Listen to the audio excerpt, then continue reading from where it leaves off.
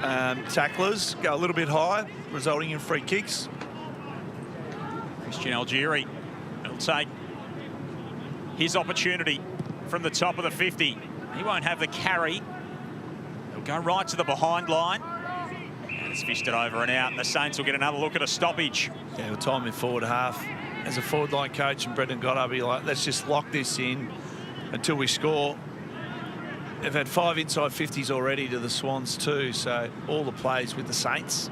Dominating territory early in this one. Big Sunday of footy coming your way on Fox. Butler has been able to find that path toward goal at any level so far in his campaign. Sydney chained it out of the back pocket. Shipley started it. Warner flicked it on to the run of Harry Cunningham, who drives it to the wing, and now it opens up for the Swans. The immediate give from Hamling. He'll get it back here, Joel Hamling, as he strides up toward the 50. Centering kick. Mellis back with a flight. Hangs onto it. Really good courage. And he'll get a look from close range. Their ball movement looks so good when they get it right, Sydney. You can see it did not stop. Territory game. Just move it as quick as we can. Joel Hamling playing up nice and high. Got enough experience, knows where to put this. And a great mark. And their first shot on goal, Mitch Mellis. You mentioned best on ground last week. He's been in some serious form. 8 goals, 4 from his 8 games. He'd have to be in Team of the Year calculations at VFL level. And he drives that one through low and gets the Swans first to the game. Well, good response. All the heat's been on the Sydney defence at the moment. Transition hasn't been there. They finally get their opening. Cunningham kicks it out to open space wing. Once again, 2-on-1 out there. Find your way through with your numbers. Hamling follows it up. And hard to defend when the ball's moving that fast and you've got free players inside. You can see the Saints just scrambling to defend that very hard when the ball's coming in at that speed. 30 touches, 2 goals, 6 clearances, 6 intercepts last week for Mitch Mellis. 10 votes in the coach's MVP in a losing team. He's, as Dicko said, having a terrific season. Laddams gets the dancing shoes on, tried to pirouette out of the middle, forced it forward. Good tackle laid by Travalia, who hasn't been able to add to his 12 AFL games as yet this season. 8th pick a couple of seasons ago out of the Sandhurst Dragons, Toby Travalia. Laddams jams it on the boot inside the 50. Armstrong had a play at it. Carroll got the arms through the traffic. Now Banfield's off half back. Rubs one up toward half forward. A little bit of air traffic control going on as well. Big 380 going over the top. What's happening though, the clearance game clearly in favour of Sydney, but post-clearance, that's where the pressure's being applied and the Saints are getting the ball back. Ed McGuinness kicked 4 last week, playing against his brother Finn. As the Saints took on Box Hill. Dodson tried to whip it around the body. It ricochets away to Davey, and his kick on the outside of the boot lands in friendly hands. It's Clark. And here's Carroll. BJ, Brendan Goddard up in the scissor lift. Would have been good on the Hawks footy trip as well, I would have thought. Yes. You got a coach from up there to get a bird's eye view of this ground today, and he'd be very pleased with the start the Saints have made. Dylan Shield alongside him. Luxury surrounds in the coaching department today. Here's Jack Carroll from right on the 50. Launches it with his left boot. It's off hands and through for one behind. It is a different look. The scissor lift, all part of the charm at a venue like this at Tramway. Takes you back to country footy. Yeah, absolutely. Sort of back of the truck type stuff. The old bus shelters alongside the ground as well. There's a funny story. Mel Brand wasn't allowed. He got banned from the field, so they put him on a cherry picker. Put him out there. He didn't touch the ground. He wasn't on the field. Always a place for machinery. The ingenuity of country footy clubs. Something to behold in all kinds of ways, as Keeler can't hang on to that. It's slapped out. Centre wing. He's thrown back in. Saints with the first 2 in this game. Swans hitting back through Mellis. So Kilda have won their past 3 coming into today. Keeler and Laddams. Laddams front spot. Detoli lunges after it. Shipley's hand pass back through traffic. Harrison got buffeted off the footy.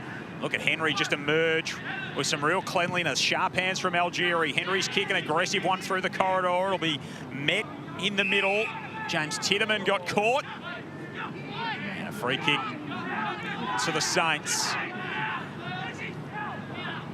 That just shows you Henry, when he gets up the field, he just chaos. He can get through. He's got speed. Can obviously create an angle, which he didn't execute, but that's what he provides. Gallimberti for Gunson. Now back to James Barrett. Clark tried to measure it, looked to pick it off to Keeler. And the Swans able to intercept. Hannelly, Warner, dashing through the middle of the ground. Man out the back. Easy pickings for Hamling. And he rolls into the open goal. And that is lethal from the Swans off the turnover. Speed kills. That's what they do on turnover. They're a punishing team at AFL level and VFL level. When they see an opening, you can just see here, they're just trying to control it. Keeler couldn't quite mark the ball. And look at the numbers and speed. Look at them running in waves. Look at the shape. Look at them all through. Got James O'Loughlin there coming off half back in support. James Hamling, just the easiest of goals over the top. It's just hard to defend when they come through the middle on turnover. You're just so isolated as a defence. It's not going to get an easier look than that. Let's go to Garby. Great to see some Swans luminaries watching on, and not just watching on, but helping out as well in the coach's box. Tom Papley is out injured at the moment. He's doing some coaching up here along with Taylor Adams, Paddy McCartan as well. So Adams back in a week, he says, but helping out coaching with the VFL team. And so is Tom Papley as well, as he recovers from that calf problem that's going to keep him out for around 6 weeks. Good to have Paps there. Charlie Peters, the skipper, plays a bit like Paps, the digital twin. So nice to have his leader there coaching the VFL team. That's fantastic. Papley was fit. He might be able to body double for Charlie Peters. Saints go inside the forward 50. And they'll get a look here through McGuinness, who was terrific up front last week. Kicked 4 against Box Hill. 8 coaches' votes, 15 disposals, 11 tackles to go with that as well. And he's been in good goal-kicking form, 7 goals in his past 3 outings. 10 goals, 3 on the season for the 21-year-old. From very solid footy lineage. He skips in here to put the Saints a kick to the good. It drifts right across the face. Out of bounds on the full. Well, that's it. It is the coaching IQ sitting up there. Taylor Adams as well. So, geez, they've got some packing some coaching IP up there, Joel. Absolutely. Some good minds to lean on there. Just on the Saints, though, they've had 7 inside 50s for 4 shots on goal, so their efficiency early in this game has been spot on. Banfield kicks deep to full forward, off the hands of Keeler, roved beautifully by Davey. And Jaden Davey won't make a mistake with that kind of opportunity. Make that 8 inside 50s. Their efficiency going forward. They've had 5 shots on goal, so kicked 3 goals, 1 out in the full. So they're in super form early in this game of footy, up against this Sydney outfit, who, as you mentioned off the top, lost their last couple, but one was to the ladder leaders, 2 games clear, Geelong, and haven't been as accurate at goal, but they have started super hot here, the Saints, and Brendan Goddard is really happy with their movement, their pressure, and the way they've attacked this. Pressure's been there for them, but they've been able to find the finishing touch as well, so it hasn't been just through sheer force and will so far for the Saints. Been able to add the polish. Joel Peterson, Ben Dixon, Daniel Garb with you for your Sunday ticket here on Fox, and they'll get another clearance again. Clark starts it, off to Algieri, back to Clark, standing start inside the 50, lays it off, and Davey will get another look. Started the season so brightly, 5 goals in round 2. Only goalless a couple of times so far this season. He's got 14-13. He'll spend some time on Essendon's AFL list. Trying to earn another opportunity at the top level. Starts at left, swings it back right, and it's there. 4th for the Saints in the first 17 minutes. Oh, it's just a smart inside 50 as well. Could have bombed that ball, but I'm sure the instructions going forward, do not kick it high and long into this forward line and let the Swans defence. That's just smart. The nice lead up. Easiest kick in the world to a forward. And a great finish. What a super start from St Kilda in this one. On the road, always tough. Jaden Davey, 15 goals on the season now with his 2 today. 1 last week. You see territory domination from the Saints in recent times. Totoli tries to get something moving back the other way. Travalia intercepts for St Kilda, flares it out wide to Dow. A couple of former Bendigo Pioneers linking up across half-back. Dow turns it over. Yeah, that's where Paddy can let himself down at times. Just the execution, the use of the possession. Just kick that straight. Out of contract at the end of the season is Paddy Dow. Lee Cootie, first season in Swans colours. Norwood best and fairest winner last year, 5th in the Magarey medal. Played a few games at AFL level between round 7 and 10. Back to the VFL this week. James Barrett lopes off half-back. They were good there, the Saints. When the Sydney had the ball, they just stopped them in their tracks, forced a long kick. Now they got the ball back. Got to put a little bit of a price on this possession here. You don't want to give it straight back, because on turnover, they will hurt you. Collard measured the kick pretty nicely. Callum Birdie couldn't hold on to it. Caden Harbour and James Titterman were there to lay the tackle and lock it up. Sun's out. Field umpire's got the hat on. He has got the sunscreen. He's got the zinc on. Beautiful in Sydney. Tramway Oval. Titterman stepping through, kicked it straight into traffic. Banging it back the other way was Travalia. Bounced over the head of Keeler, but the Saints have the numbers and some safety there. Dow's kick to half forward. Keeler made it work. Hands it off to Butler. Intelligent user normally. He was looking for McKenzie. Harrison did the work at ground level. Hands off to Geddes. Now they're under pressure in defence. They can try and calmly work this out. Here is O'Loughlin. Son of the 300 gamer. Couple of time All-Australian in Michael. One of my absolute favourite players as a kid, Dicko. When I played against him, he's my favourite as well. Hard not to like him. He was special. Beautiful left foot kick too. James got some real skill. Slow start to the season. Hasn't played a lot of footy so far this season. James O'Loughlin had a lot of injuries through his under-16 campaign, so was draft eligible last year, part of the Swans Academy over a couple of seasons. 186 centimetres, so nice size and being deployed off half-back so far, and this will be a Swans free kick. Good pressure there from Cootie. He'll be rewarded. Well, they're going to have to make some form of adjustment here, Sydney, because Saints are defending them so well. Cootie drives it inside the 50, through hands. Hamling with a chance. Sutton back to Hamling, couldn't get his hand to the ball. Hamley tried to sneak the kick through the traffic. And the Saints have got the goalkeeper back there in James Barrett. Bashes it back the other way. It'll come back in though. Gibbs. A couple of Swans almost mucked that up in Hanley and Filippo. Hanley's taken the mark, 52 out. He's called to move it on. He kicks it straight back to Barrett. Just look at the numbers. So they're saturating the defence there. Butler just gets that one tapped out of his hands. 50 any day of the week. One thing you don't want to do is give the Saints some territory or easy territory like this, but they're getting back in numbers and really supporting that defence to transition this footy. Dan Butler, premiership player, of course, with the Tigers. Great experience to have back at this level. They chain it forward. Collard from outside 50. Misses that one left, but that ball movement looks really promising. Nice to see plenty of Bloods colours on a beautiful day here in Sydney. Well, they'll be out in their forces today. The VFL team's going well. AFL team is flying. Beautiful day in Sydney. Hopefully Garb's got his zinc on. Sure he will. He's a responsible man is our Garby, the busiest man in the Harbour City. He'll just be making sure he's in good condition for duties a little bit later on tonight. Trevelyan, middle of the ground for the Saints.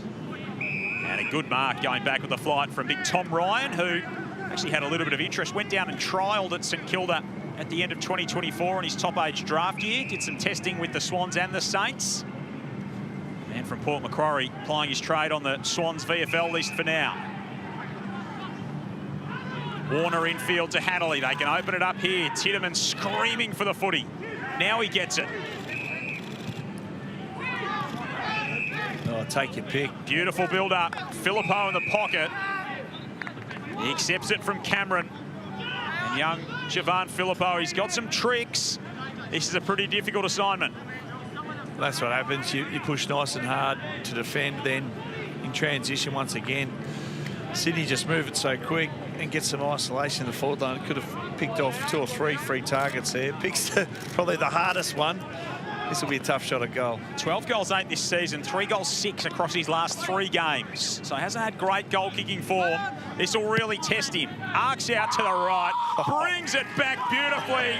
He understood the assignment, and he was up to every bit of it. Not sure if that was him screaming or the crowd, but as soon as it left the boot, they knew it was home. And they finally get some reward. They've been on the back foot. The Saints were, well, not only pressuring them and getting them to turn the ball over, but as you see going forward there, he had multiple options. It was definitely him screaming, woo! Up and about. And so he should be. That's a great goal from the pocket. 13th of the season from Javan Philippou. 33rd pick at last year's draft out of Woodville West Torrens. Brother Mateus, of course, first round pick of the Saints a couple of years ago. No doubt the family watching eagerly. I think Mateus celebrates that way too. I've heard that scream before. Yeah, there's a bit of fire in the family, I think. Some good energy in those genes, that's for sure. Gibbs tries to send the Saints, the Swans, I should say, out of defence. It's knocked out for a boundary throw-in. Well, the positive for Sydney is they're 3 straight. Previous weeks, last 2 weeks, yep. 19-30. So the radar's been definitely well and truly off. So 9 goals 16, 10 goals 14 in games they lost by 14 points and 12 points. So it's been very costly for them in the last couple of weeks. Deep entry here. Slips through the hands there of Campeely. They've got all the numbers. Squaring kick finds Boxall, who hangs onto it. Was paid the mark. Almost went. And Hugh Boxall will see what he can do with this from just outside the arc. Well, we saw Keeler hit one from 55 easily. I'm not sure, Garb, if there's any wind or any assistance, but they seem to be carrying this footy with no dramas at all, 50 metres. Young West Aussie, 25 touches, 10 tackles, 9 clearances last week. Only the 1 goal, 1 on the season. He's given it a decent chance. It's right to the line. Stays in play. No, it's been paid the goal. It did get there. He had them all sold for a little bit there, Hugh Boxall. And he had just enough centimeterage on it from outside 50. Yeah, centimetre perfect. Good call. Well, you have to take your hat off to the Saints. As soon as they've been hit by the Sydney Swans, they've responded straight away. And this, once again, they're just really smart inside 50, not to bomb it, not to turn the ball over. They're putting a little bit of a price on their possessions. And Hugh Boxall already up to 5 disposals. Now he's got himself a goal in this first quarter. What are you observing conditions-wise at ground level, Garby? Nah, no wind at all, nothing to speak of, not a cloud in the sky. It is absolutely perfect here. So we're seeing a clean game of footy, wonderful skills on show because of that. Really enjoying Toby Trevallia's game, Dicko. Had plenty of it early, starting at half-back, but pushing forward and opening things up for the Saints. Obviously a first-round draft pick, pick 8 from 2024. He's looking sharp. Certainly is. 7 disposals, had plenty of it early. Warm the hearts of Saints fans who haven't seen him at AFL level this season. And Now a free kick coming the way of wow. Ned McGuinness. That's shirt off stuff if you're a boundary rider. Get some vitamin D. I don't know that Garvey's gone quite that far yet, I will say. So an opportunity here for Ned McGuinness, who had a shot a little bit earlier on and couldn't make it work. 4 straight last week. Is to give the Saints a 20-point lead, closing in on quarter time. Puts his foot through it and puts it straight through. And St Kilda have really bounced out of the blocks here. 6 in the opening term. Once again, inside 50, just careless tackle. That's the 3rd inside 50 high tackle we've seen this quarter. So you can just see here, just got to get low. Sydney just not executing that at the moment, handing the ball back. And they'll take full-toed odds, the Saints. And what a start to this game. As we mentioned a couple of times, they're in good form. Won 3 in a row, looking for 4. Brendan Goddard's coming with a really good plan of attack here to just hold back the Sydney penetration with their ball movement. First season as VFL coach for Brendan Goddard after a couple of seasons as an assistant with Ross Lyon. Filippo hits up hard at the footy, hands it off. Flying in from the side there was Mellis, couldn't hang on to it. Detoli, good tackle. Laddams, Detoli, now Warner. He gets jumped upon by a couple of Saints. Ethan Phillips and Charlie Banfield there on the tackle. Swans would love one here nearing quarter time. Big Alex Dodson's going to take the free kick. One of the steals of the draft a couple of seasons ago. Only for them then to sign a ruckman with a massive contract.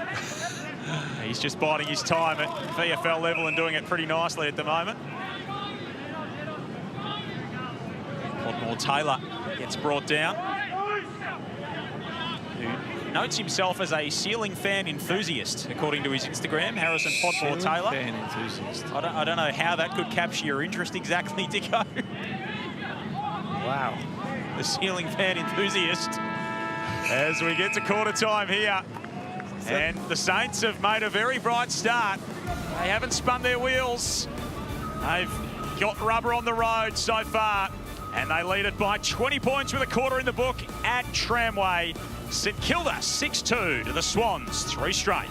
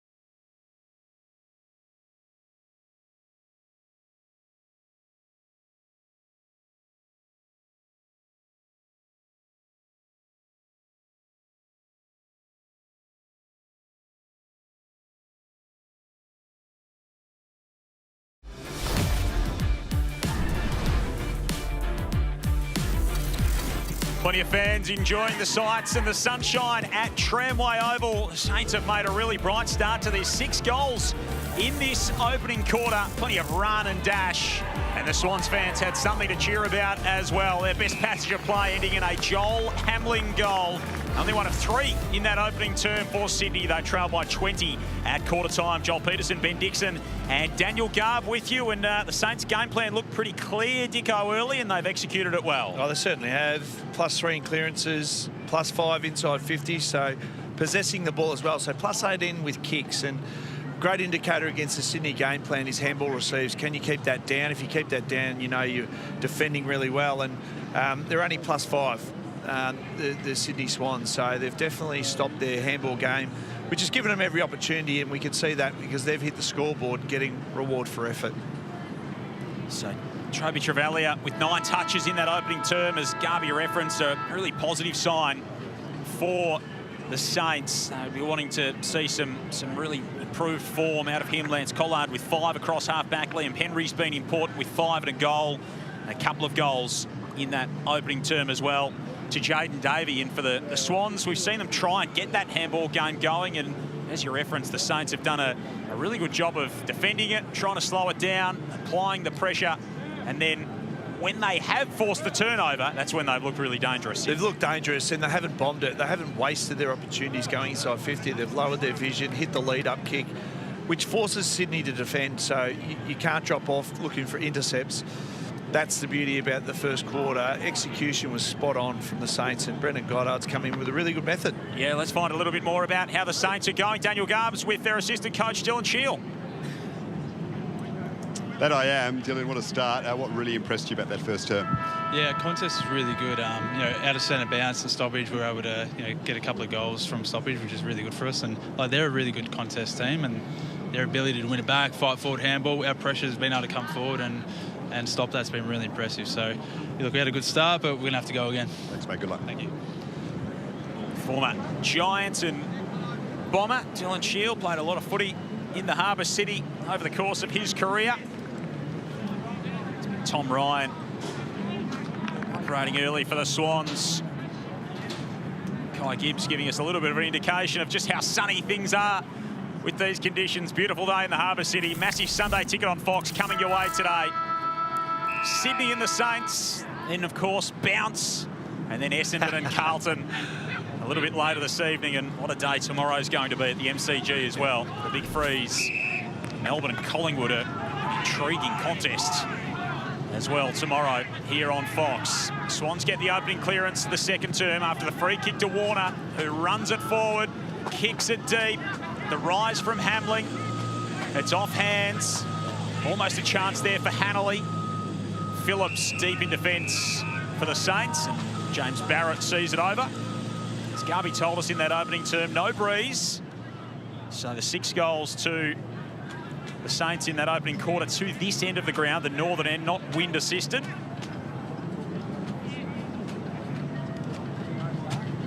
Adams outpointed by Dodson, that time in ruck. Travalia, Armstrong. Travalia will run onto the bouncing ball at half-back. Settled over it nicely. Chain of hand passes. Cunningham runs interference for the Swans. Laddams 55 from home. Neat kick from the big fella. Really good delivery to offload that one to Cootie. Yeah, great option. He could have bombed that one deep. Would have been a wasted. Saints had some numbers back, but once again, just lower your vision. Great composure. You see there Cunningham committing to the ball there, turns the ball over. But a great little hit up there. Billy Cootie, he's a nice finisher. Watched his first game. He can certainly use the football. 5 goals for at VFL level from his 4 games thus far, in for his 5th today. The line drive from Billy Cootie is beautiful. And the Swans get the fast start in the second term. Yeah, and they wanted to respond after that first quarter because the Saints were just all over them defensively, offensively. You can see here, this is really smart work.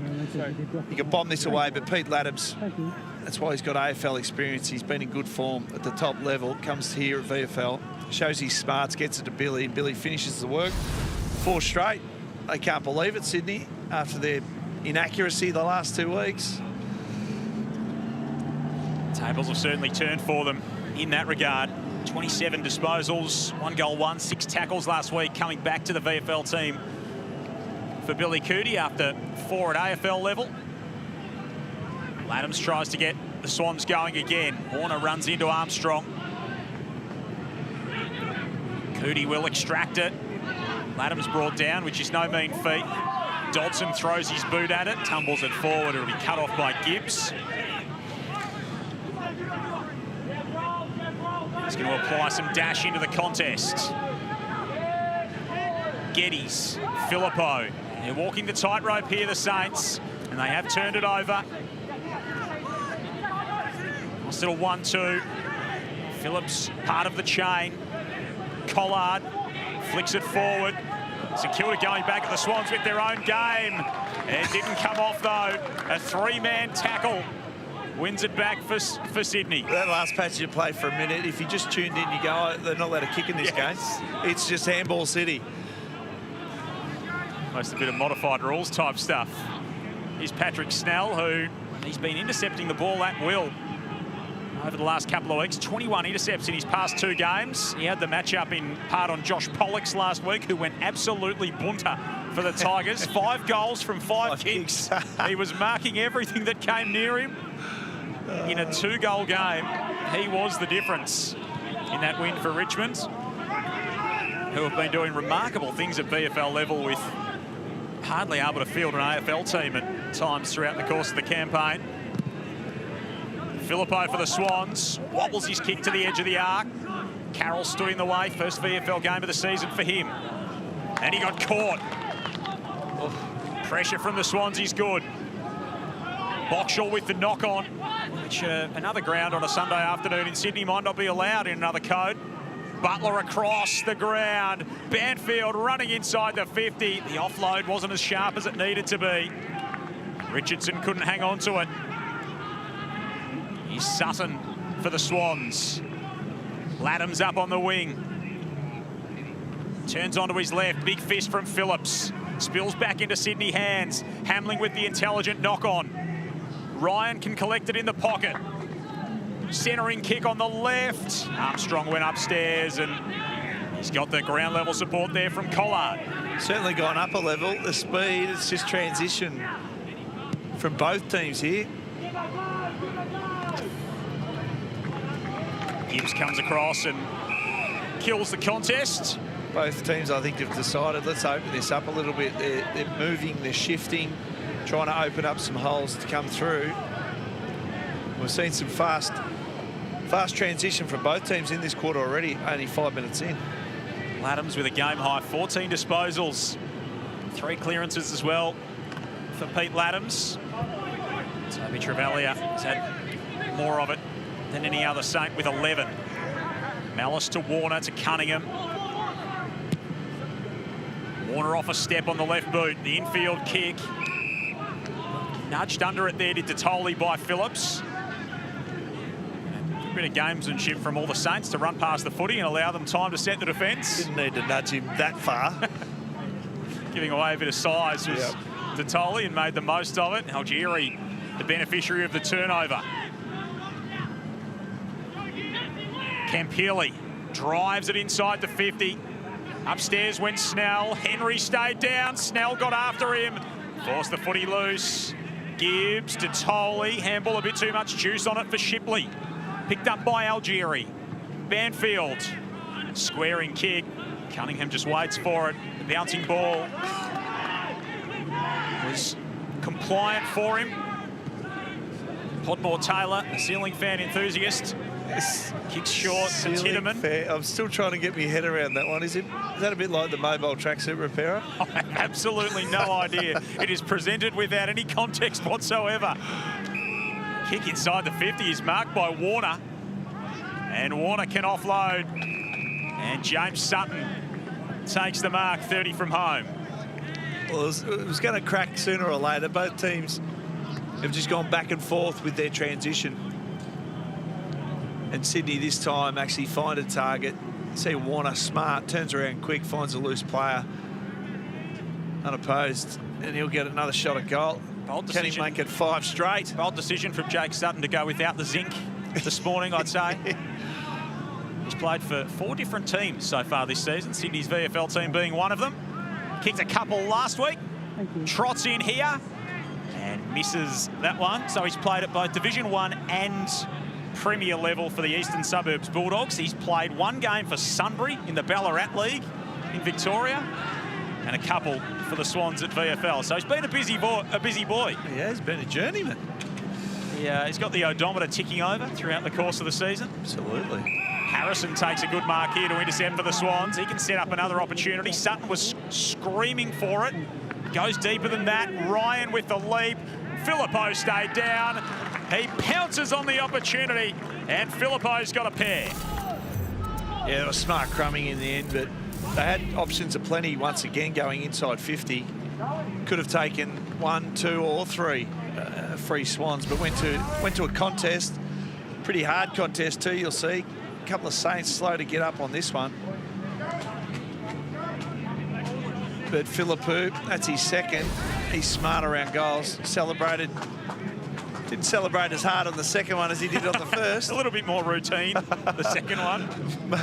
Maybe it was water that down a little bit. Yeah. He might have. You reckon he's got Tom Papley coaching today? Maybe he had a little bit of celebration coaching at quarter time. Yeah, perhaps might have gone, go off, mate. Oh, hang on, just bottle it until you get your 3rd or your 4th. James Barrett coming off the ground after the collision. Pete Laddams, you mentioned before, 14 disposals now. Cunningham up to 12, Warner 12, so all the usual suspects winning the right ball. Saints with their hands on it from the restart. Dodson. That's a really neat kick inside the 50. McGuinness hangs onto it. Maley McKenzie with the delivery. He was their leading goal kicker so far this season and offloads to a man who's chasing him down at a rapid rate. And McGuinness has already got 1 for the game. He's a good striker of the ball, Ned. Son of Scott, brother of Finn, played against the brother last week for Box Hill. Ed McGuinness from right on the arc. He's given it a really good ride. Missed it away to the left.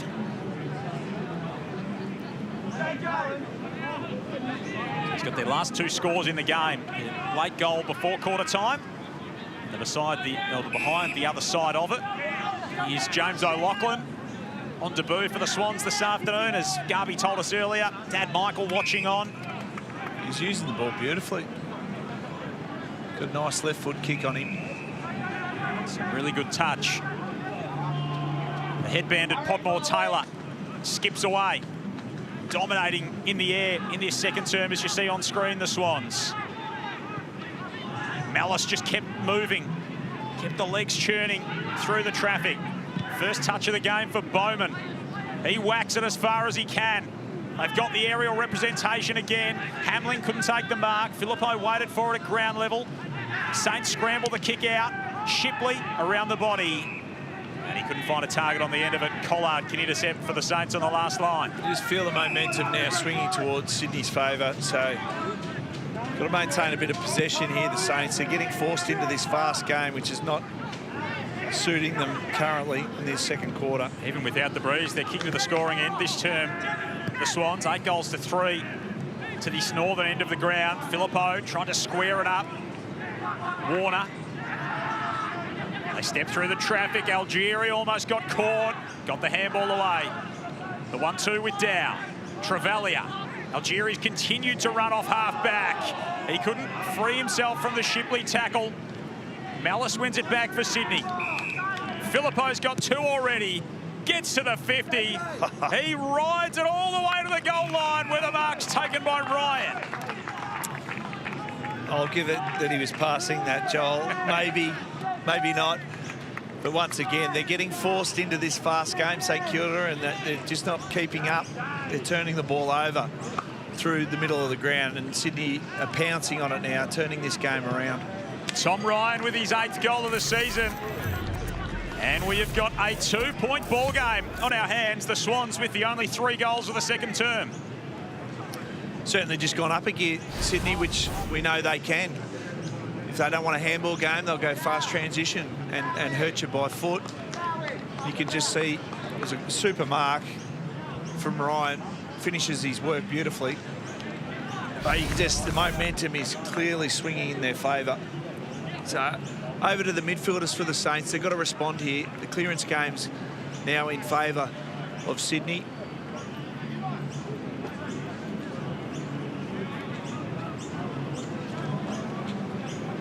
Two-point game after the Saints led by 20 at quarter time. Johnson got the hit out. Footy sends it forward for the Swans. Banfield back the other way through the hands of Footy. Dow, delivery inside the 50 is beautiful. It's a lovely hit-up kick. There's a whistle on the play. But it is going to be an opportunity here for Billy Richardson. Well, that was good play. You can just see nice and slick in terms of executing. So the pressure, they've sort of turned their ball over a little bit this quarter, but that one there was clear execution to give Billy a shot inside 50. Big Queenslander, 11 goals, 8, played every game so far this season for the Saints. His left foot kick is away to the left. Well, this is their opportunity now. St Kilda just got to lock it in. So time in forward half, clearly in favour of Sydney. Come back really hard at the Saints, but this is your midfield forward. This is responsibility. Don't allow easy exits here. Which they did really well in that opening term. Able to lock it in there for a long time. Cunningham's kick driven to the wing. Opened up for Filippo. Shipley threw his boot at it and couldn't make connection. Saints go inside forward 50 through Algieri. Boxall flips it up. And another opportunity for Richardson. He'll get another look. Well, let's see if he learned by his mistake. Push this one far left on his last shot. Very similar distance. But great by the Saints here. You can just see they've got their numbers for turnover. That's how you got to play it sometimes when it's congested with Sydney. Just force them to turn the ball over and then make them pay. So he missed his last to the left. Similar distance here for Richardson. He's missed that one to the right. So if he gets another look, Dicko. Dead centre. Straight down the pipe. He's overcorrected. Might have confused himself. But the positive is they're getting their opportunities now. Just the 3 behind in the turn for the Saints after they kicked 6-2 to start the game. They got the game up and running in a flash. Rise at the back from Filippo. Take the footy with him. Collard waited for it, kicked it straight to Peters. And Peters sends it to vacant territory inside the 50. Gallimberti rushes back there. Saints try and go into ball control mode. Yeah, I don't mind it, Joel. It just takes away a little bit of the speed. They're getting... Laddam's getting some work on his right adductor by the look of it. He's up to 15, 14 disposals. Clear dominance in this game so far. Just doing Pete Laddam's things at VFL level. That's a good mark from Ryan, and then a dangerous little shove from Banfield, and he gives away 50. It was unnecessary. It was, didn't need to push him. Super mark, great contested mark, you'll see. Gets up nice and high. Yeah, Banfield not happy with that. Not on me, but I'll take my 50. A sticky pair of hands as Tom Ryan kicked the last goal of the game. Man on the mark, right on the arc. We've seen a couple flush it from this end. They'll need a good kick. Ryan comes in. He had more than a good kick. It's a great kick. And Tom Ryan puts the Swans on top. That was absolutely flush. And great reward. You can see what a contested mark goes up. Banfield just not happy with it. I'll push you over. Gets 50 metres, brings him in range. When I said in range, I doubted he was going to get there, but he got there easily. And Sydney respond once again, which they'll keep coming at you. Now they've hit the lead for the first time. So there was clear dominance from St Kilda in the first quarter, and they've made a clear adjustment here. Nick Malcheski. Hey, Laddam's getting some tape right up around the upper thigh. it takes away the tightness of your adductor. Just hope that's all was taped. Yes. Don't want to get anything caught there, Jolie. No. It's dangerous territory. As Butler emerges from the middle. Kicks to the edge of the 50. Campilli. Seen a long goal kicked by number 64 at the other end. Maybe Jonah likes the look of some of that action. Yeah, they've missed their last couple through Billy Richardson. This is a long way out. 3 last week. He arcs out to the right. Drives it long, and he drives it through as well. It's raining long goals. And if you're in the number 64, the moral of the story is just have a crack. Long bombs. They're 2 cannons we've just seen back to back. Look at that. He's absolutely hit that perfectly. Maximised his distance, running out to the right, as we know. This is a great game of footy.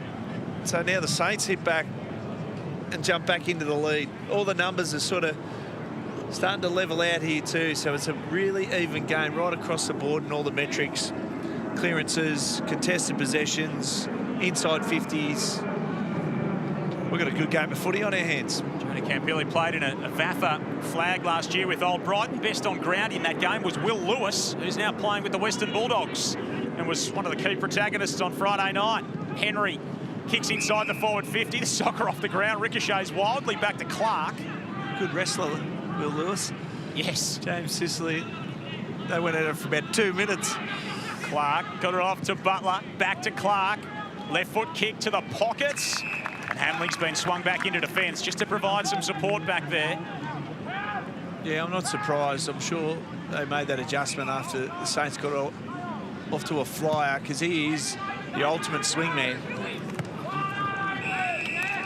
It's outside the defensive 50, and it's out for a boundary throw-in. Let's go to Garby.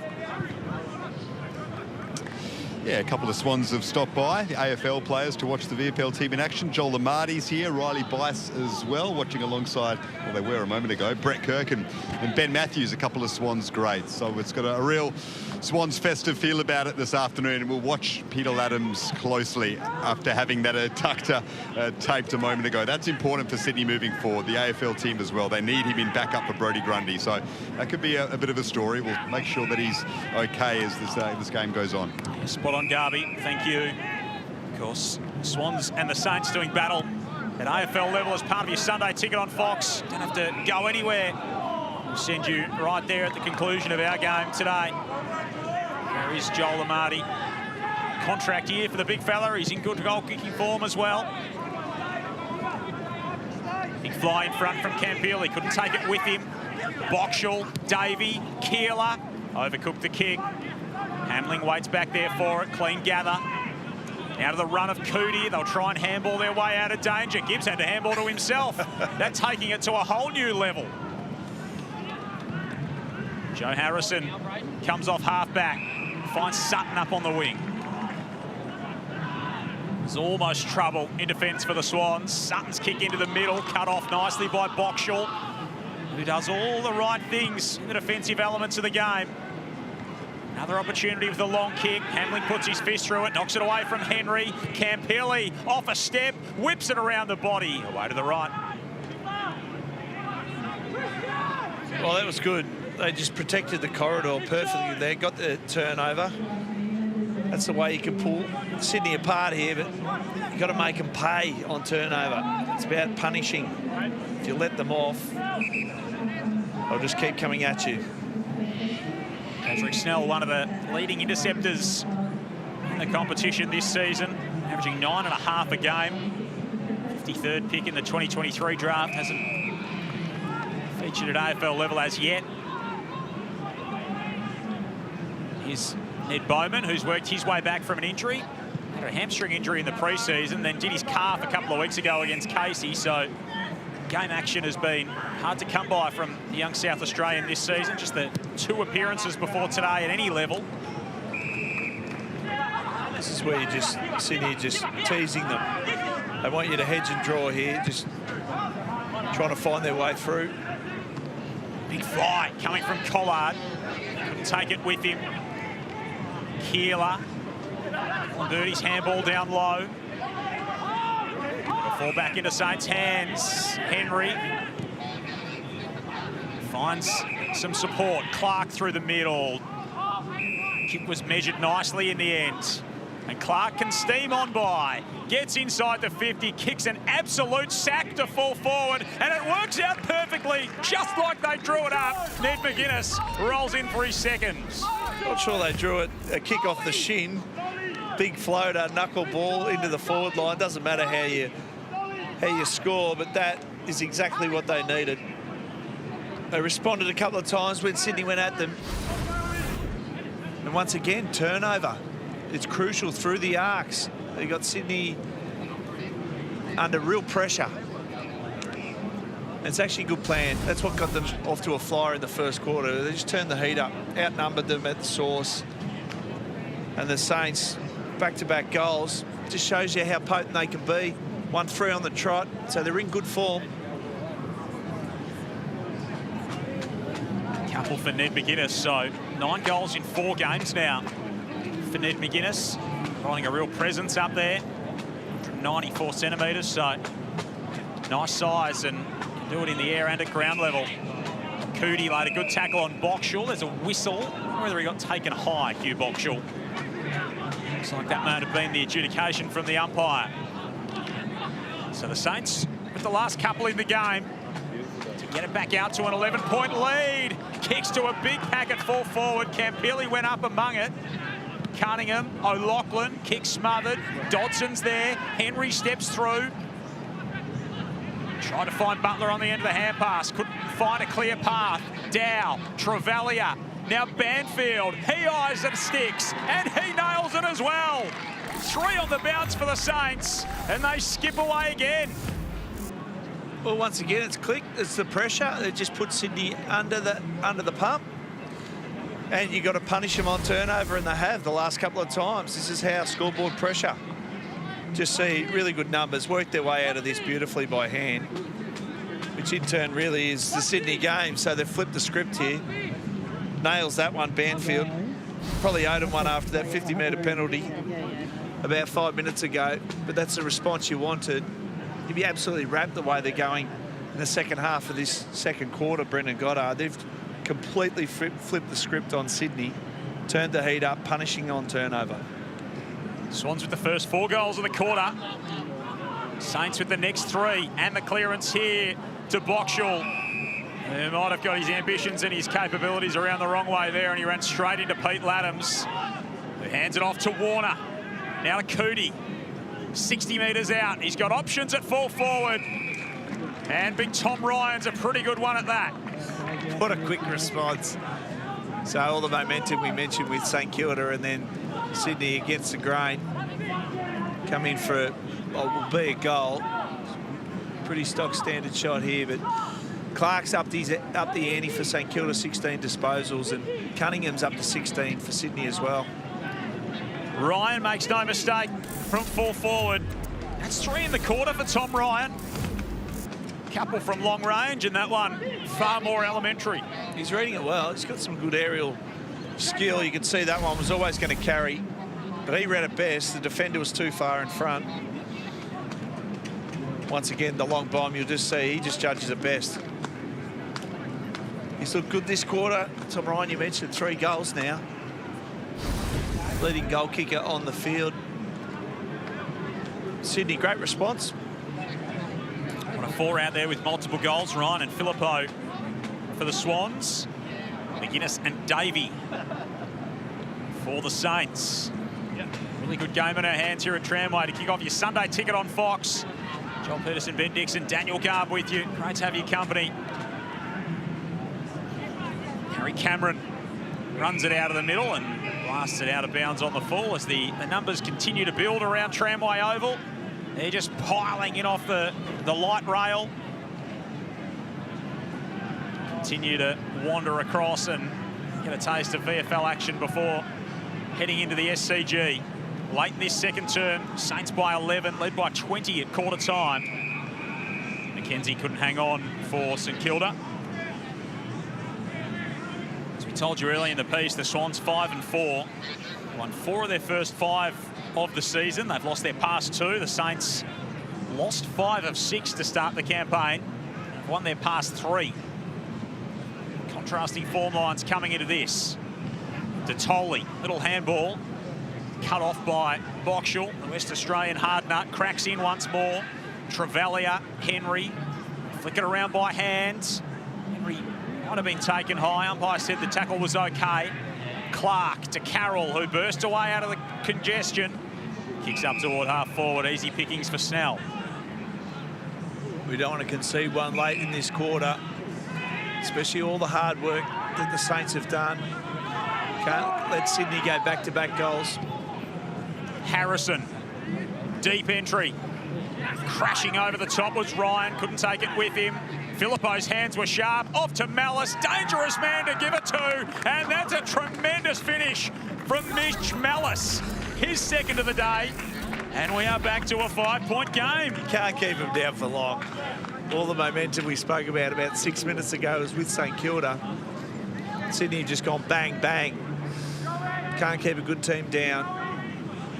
And as you mentioned,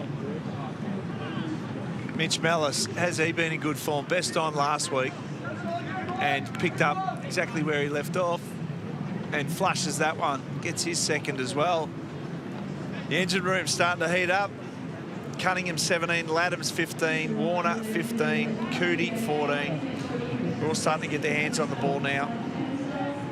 Mitch Malice's last month of footy, 22 and 2 goals against North, 30 and 3 against Collingwood, 17 and 1 behind against Geelong, 30 and 2 last week. And he's been right at the peak of things so far for the Swans again today. 2 goals in the game thus far, 10 disposals for Malice. They might still have something in the tank here to try and pinch the lead heading into half-time, the Swans.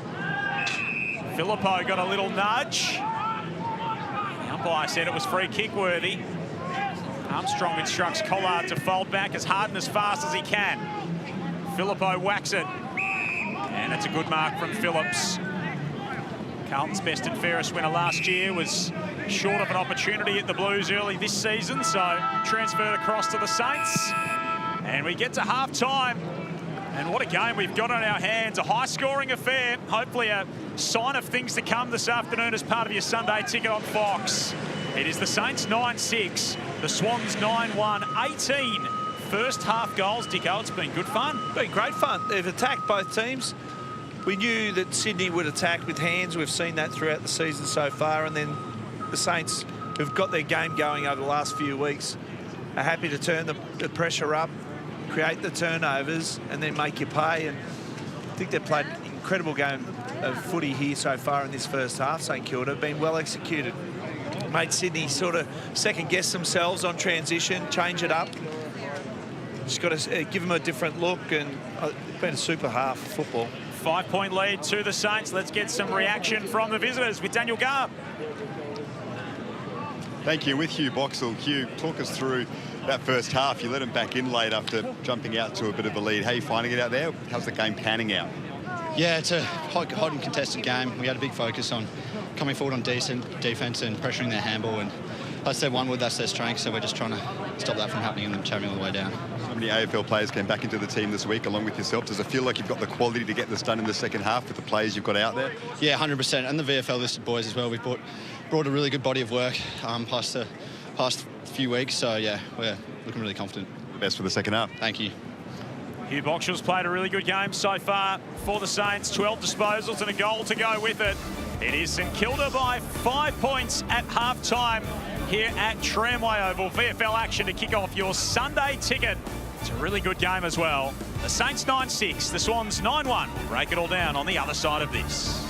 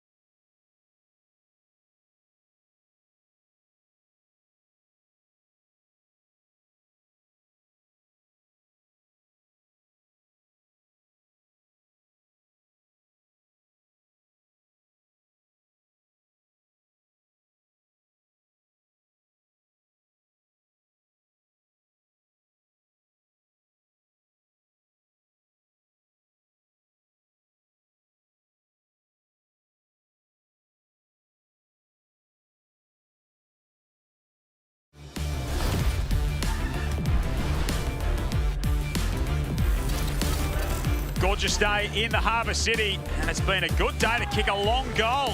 The number 64 is at the either end of the ground in Campili and Ryan, both having cracks from outside 50. And the Saints have done plenty of scoring to half-time, 9-6 to 9-1. The half-time score. St Kilda led by 20 points at quarter time. The Swans have narrowed that to 5 at half-time. Joel Peterson, Ben Dixon with you. It's been a high-octane contest. It's been fast. It's been exciting so far, Dicko. And the message there going to the half from Hugh Boxall was they wanted to come forward. They wanted to pressure that Swans handball game, and it's exactly what they've done, the Saints. They've been right up in the grill of the Sydney Swans, and that's what you got to do. It's the only way to stop their handball game. We saw this one from Kilda from 50, nice finish. But that's what the Sydney Swans will bring. They just want to come right up through the corridor as fast as they can, chain their handballs like this. Very hard to stop, very hard to defend, and the only way to do that is hit it at the source, and that is get right up in the grill of the ball carrier and the receiver and try and stop it. St Kilda have been super, though. They've been very smart the way they've used the ball going forward. They haven't bombed it away and tried to give it back. They've put a price on their possession. And as I said, they started really well. And the mid-part through that second quarter, they were on the ropes. Sydney started to get the momentum back going their way, and they responded and go in with a half-time lead of 5 points. But when you look at it now, Clark, Dow, they've really stepped up through the middle of the ground and starting to get their hands on it, and that's exactly what you can do against Sydney. Starts in the middle. Their clearance game's been very sound. They're +3 in clearances, inside 50, +5. That's the possession. So the inside game of Sydney's really stood up, but also St Kilda have challenged them on many parts here. And you can see a great mark, 50-metre penalty. Banfield pushes him close enough to score, but it's just been to and froing, and we've expected the Saints to respond when they've been challenged, because the last 3 weeks they have won 3 in a row and really got their season back on track. They're 14th at the moment on the ladder, and a chance to jump into the top 10. It's always a nice carrot when you can play a good team like Sydney. They kicked 6 goals in the opening term, the Saints. The Swans kicked 6 goals in the second term. You mentioned Paddy Dow there, so 15 disposals for him so far. Just the 1 clearance, but he's been very important to getting their gun going. Yeah, and no disrespect to Paddy, but sometimes his ball use can let him down. So I've just kept a close eye on that today. How is he going to use the ball in congestion? And that's his game. And, you know, 10 contested disposals, 6 kicks. But the ability with his handball and how he's used that to exit stoppage, he's been very quick, and he's been pivotal for the Saints in this first half. Yeah, he's been an important part of what they're doing at the moment. They're doing it pretty nicely, looking to get to 5-5 on the season. The Swans trying to move to 6-4. It's the Saints by 5 points at halftime. Plenty of fans rolling in as well. They are piling in from the train station at Moore Park. It is the Saints by 5 points at halftime. VFL Footy is part of your Sunday ticket on Fox.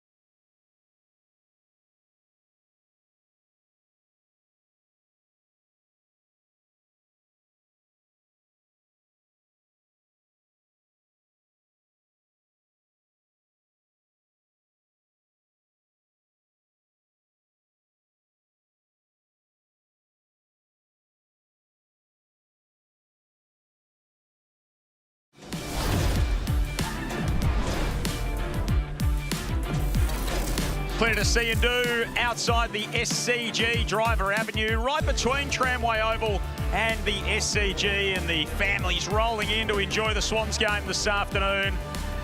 All shapes, sizes and ages today, enjoying everything that's happening around the ground. It is a 5-point Saints lead at half-time here, 9-6 to 9-1. Great to see some kick-to-kick out on Tramway at half-time as well. Joel Peterson and Ben Dixon with you on a beautiful Sunday. Is no better place to be than enjoying some VFL footy as well. And great to see so much of the red and white around the place. Pete Laddam's back into the team this week, Dicko, and he just comes back and racks up big numbers for fun, no matter what level of footy he's playing at. Oh, he's a class act. We've seen that the highest level, and a bit stiff. You know, you got a guy like Brody Grundy keeping you out of the team, and 15 disposals. He's under a bit of an injury cloud. We saw him getting some work on his adductor, but he's had 10 contested disposals. So you can see here, had a little bit of a trouble. We saw it got taped. Obviously, that's from a tightness perspective, but had a massive influence on this game and through the middle of the ground. As expected, he's just a class act. Indeed he is. Here's the results from around the competition so far this weekend. A couple of the highlights in there. Jamara Uwahagan with 4 goals for yesterday for the Gold Coast Suns. Corey Allison kicked 7 for Frankston yesterday too.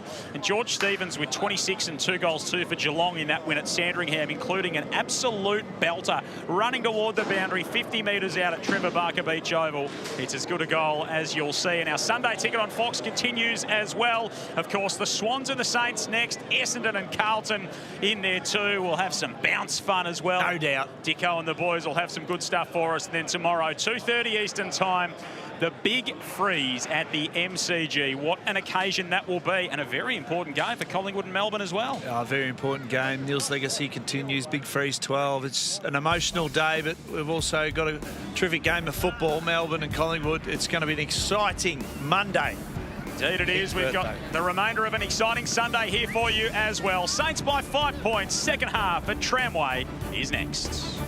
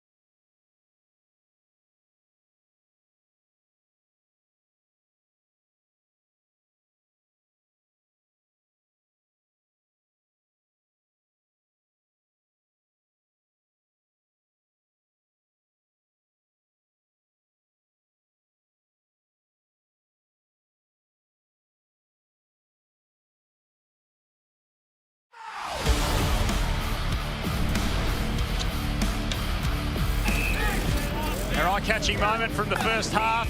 Maybe our ear-catching moment. Javon Philippou with the wide goal and the celebration, Nico. I've heard that before, Waterboy Bobby Boucher. Woo! Oh, it's a choo-choo train. That's where I'd heard it before, but Philippou did it best in the first quarter. The first of his 2 goals. The second one a little bit more muted in terms of the celebration for Javon Philippou. Right in earshot of that was our own Daniel Garb. Garby. Thank you. What a day in Sydney. This is absolutely gorgeous. Not a cloud in the sky, no wind at all. And we've got a close game of VFL football for the crowd to enjoy as they make their way to the SCG ahead of the AFL clash between these two sides. So they're starting to gather now. That's going to lead to a balmy atmosphere in this second half. It really is an awesome place to be right now to enjoy some footy before the AFL. A close watch on Pete Laddams in the second half. Had his adductor taped pretty closely at the end of that second quarter, having a huge influence on that game. He's so important to Sydney, even if he's not playing as that backup for Brodie Grundy, of course. We'll watch that closely in the second half, but he seems okay. From a Saints point of view, they've just made their way out on the ground. So many AFL-listed players in their team today. Really impressed by Charlie Banfield. Just his size for an 18-year-old. Really imposing for a kid. A lot of people speak really highly about him at the club. And as that second quarter wore on, he started to have an influence as well. Absolutely, Garby. Thank you. Of course, the son of Regal Drew, taken out of WA at last year's draft at pick 41, played 3 AFL games so far this season and making a real impact early in his career. Yeah, Drew's a great player. Played against Drew, and Charlie's making his way. I remember his first game, so the family were pretty pumped when he kicked his first goal as well. And he's done some really nice things today. As it said, he's a nice size. He's going to improve so much as he develops. To get set for a start here in this second half. Swans kicked the first 4 goals of that second quarter. Saints kicked the next 3. Swans closed with the last couple. Umpire just practicing throwing it up. I reckon he would have had a couple of people nervous there if he tossed it up in the middle going, hang on. Hey, we're not set. Hang on. Just need to wait there. There's still trainers making their way out toward the outer side of the ground here at Tramway. Of course, the Swans and the Saints in AFL action at the SCG. They fire the sizzle list up to get the coaches back to their vantage point. We've got plenty of people rolling around the ground as well, which is great to see. And we've got a really good game in our hands. Round 11 in the VFL. Saints 4-5, Swans 5-4, and there's only 5 points in it as we get going in this second half. Here, Boxall got immediately upended. It's going to be a free kick out of the middle to the Saints for the contest before that involving Paddy Dow, who we highlighted at half-time. Disposal number 16 for Dow. Low kick inside the 50, and hanging onto it is the big fella, Alex Dodson. Yeah, that was smart, Paddy. Just kicked it to the tallest player inside 50. It was shallow, but he knew that he was out-muscled in a way because the size difference, so he identified that, so it was a smart decision. And the Saints, well, they kicked the first couple of goals of the game, and as we've seen across their last 3 weeks, they can certainly drop the hammer when they need to. We've seen some long goals to this end already. Can Alex Dodson add his name to the list? You bet he can.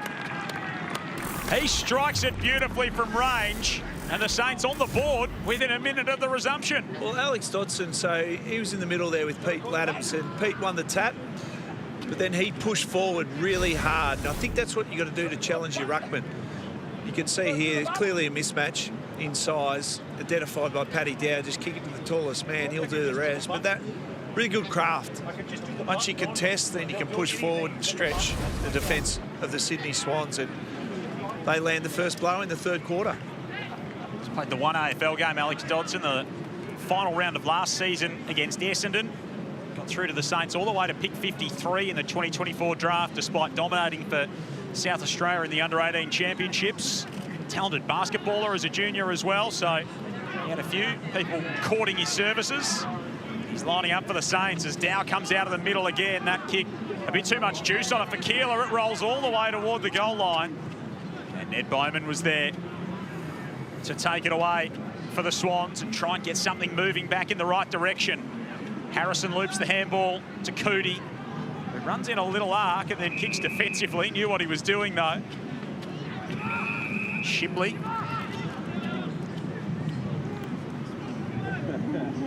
Starts to get it going through Gibbs. Almost mucked it up. Shipley now knocks the footy forward. Bounce eludes Hanley. Scooped up by Gallenberti, the Saints skipper. Banfield was steady. His kicks stay in, just. Trevelyan had a busy first half. A little bit casual as they come into the middle. Dodson was just too tall, got the handball away. And now they'll get a look deep 50. And again, it's Hamling who's been swung into defence to do exactly that. Yeah, he started forward and then the Saints got on a roll. So Nick Melcheski made the switch pretty quick. Get some experience down there in defence. For a lot of the season, they've had big Hayden McLean up there, but he's playing AFL again this afternoon, just his third game of the season. Leading goal kicker for the Saints at VFL level, or for the Swans at VFL level this season is McLean. Gunson's kick offline. Spent his off-season working in Sydney. Liam Gunson moving back to the Saints for their first season in VFL footy for the winter. That was just a poor kick inside 50. He laced out Joel Hamling. Got to be better with the use going in there. Cunningham kicks to a big pack. Barrett in from the side. Phillips knocked it down. Podmore Taylor. Oh. And a messy handball in field. Opens the door for Dan Butler. He just wanted to come screaming through it. Delivers inside the 50. Too hot for Keeler again. McKenzie, Butler running past. Couldn't collect the hand pass. And then hanging on in the tackle was McKenzie. In fact, no, he's going to get a free kick. On the ball. Nick Shipley can't believe it. And Bailey McKenzie will get to try his luck. Their leading goal kicker so far this season. Let's see it again. Looked like he'd got rid of the ball, but thought it might have been a dangerous tackle. It could have been anything. As we have a look at the replay. No, he might have just dropped that cold, you're right. Anyway, the Saints take full advantage of it here. Goalless in his opening game of the season. Hasn't been goalless since, McKenzie. And that's why. That's a beautiful set shot kick. Back into the team, 16th goal of the season. And he puts St Kilda 17 points to the good. Well, it started hot, there's no doubt. So as we look at it, it's Dodson who kicks the first and then goes back to the middle. But what they're doing is they're capitalising on some skill executions from Sydney. So missed handball in the middle of the ground, missed him by 5 metres. So you can't afford to hand the ball straight back on those merits. Then you see St Kilda just capitalising once again. This is where Brendan Goddard be really happy with his team. The ability to punish on turnover. That can just, you know, put it back on Sydney to go, righto, how are you going to respond? You see him up there in his scissor lift. He's loving his scissor lift, BJ. Got some nice shade from the broad trees on Driver Avenue as well. Why not? Salubrious surrounds of Tramway Oval. Stepping through Gunson. Another clearance generated by Dow for the Saints. Davey spins his way out of trouble. Almost handballed back into trouble. Carroll came crashing through. Grabbed by Warner. Got the handball away. Dow puts his head over it. Emerges with it. Throws it on the boot. It's a wild one. It is, but they're pressing. So once again, timing forward half. It's only early in this quarter. You can see the inside 56 and Sydney yet to go inside 50 at the other end. Absolutely dominating the territory battle so far. Lachlan has a hand in the rebound chain for the Swans. Filippo gave it straight back to the Saints. Dow can surge them forward again. On the end of the 1-2. How's the kick inside the arc? On the bounce. Hutchinson had to play at it, couldn't take it with him. And the Saints will come off half back. Shipley, now Laddams. And Shipley running out wide, gives it in that direction. And this is that forward hand pass chain that they do so well. Peters from half forward, beautiful kick. They worked it magnificently. And the ceiling fan enthusiasts got it at full forward. Big Harry Podmore Taylor can try and stick this one through. Yeah, he's a fan, there's no doubt. Good. As we look at the handball chain, Sydney's DNA, overlap, and the Saints just couldn't get into the grill and stop this. And when you move it as quick and you do get that overlap with the handball, you're going to find some isolation inside 50. And Sydney unopposed once again. Another shot on goal. First goal of the season last week. And he stabs that one through. First goal of the second half for the Swans. And Harry Podmore-Taylor keeps them close. So their first, you can see this great overlap run. And it looks chaotic, but it's also part of their blueprint. You just find players, you run in waves, and you get yourself isolation inside 50, and they've done that. So that's their first inside 50 this quarter, and they kick a goal and respond to the Saints, who kicked the first 2 goals of this quarter.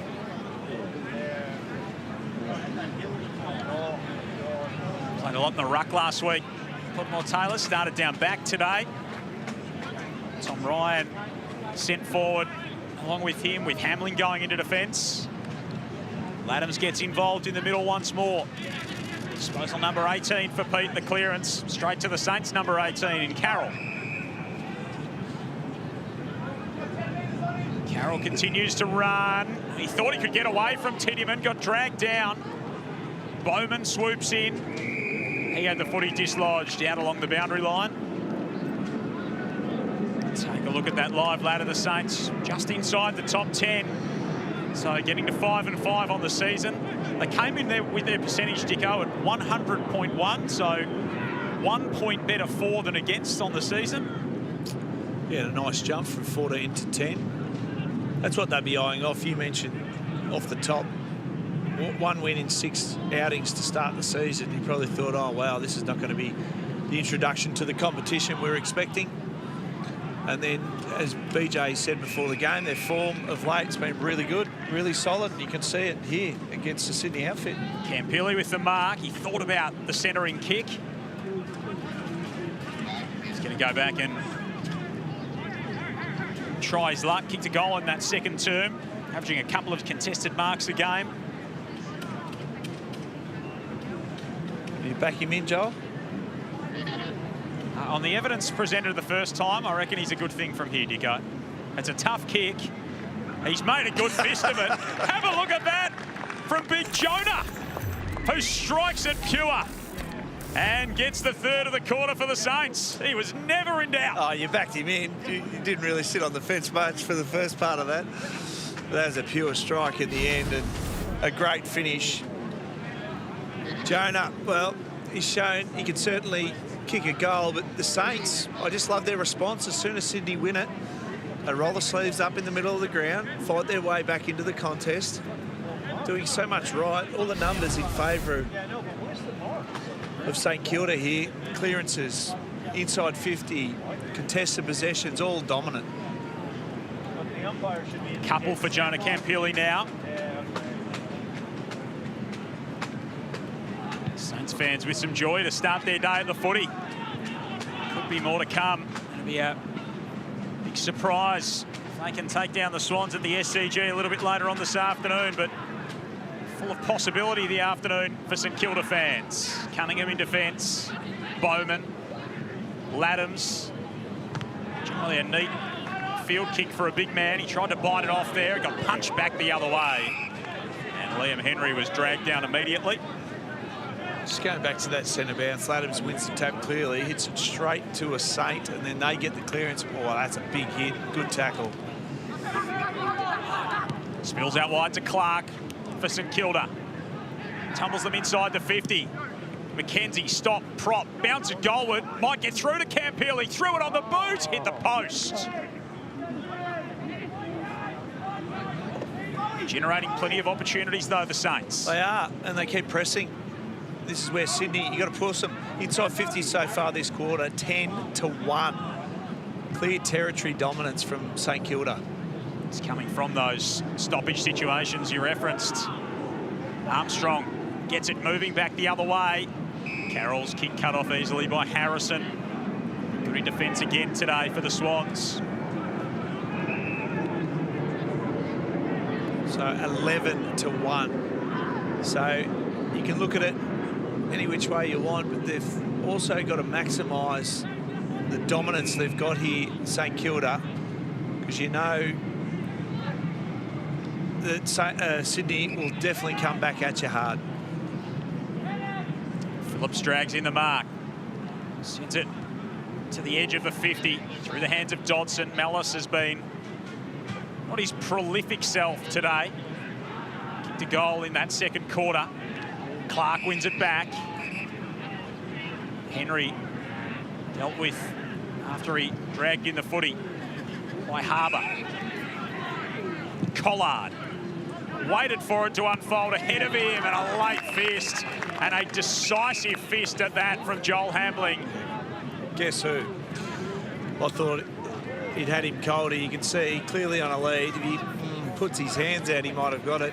Wanted it on the chest. Too much experience. Premiership player Joel Hambling. Not going to fall for that. Just about deflated the Sheriff. It did. About punched it into the Kippax Lake down there in that right forward pocket.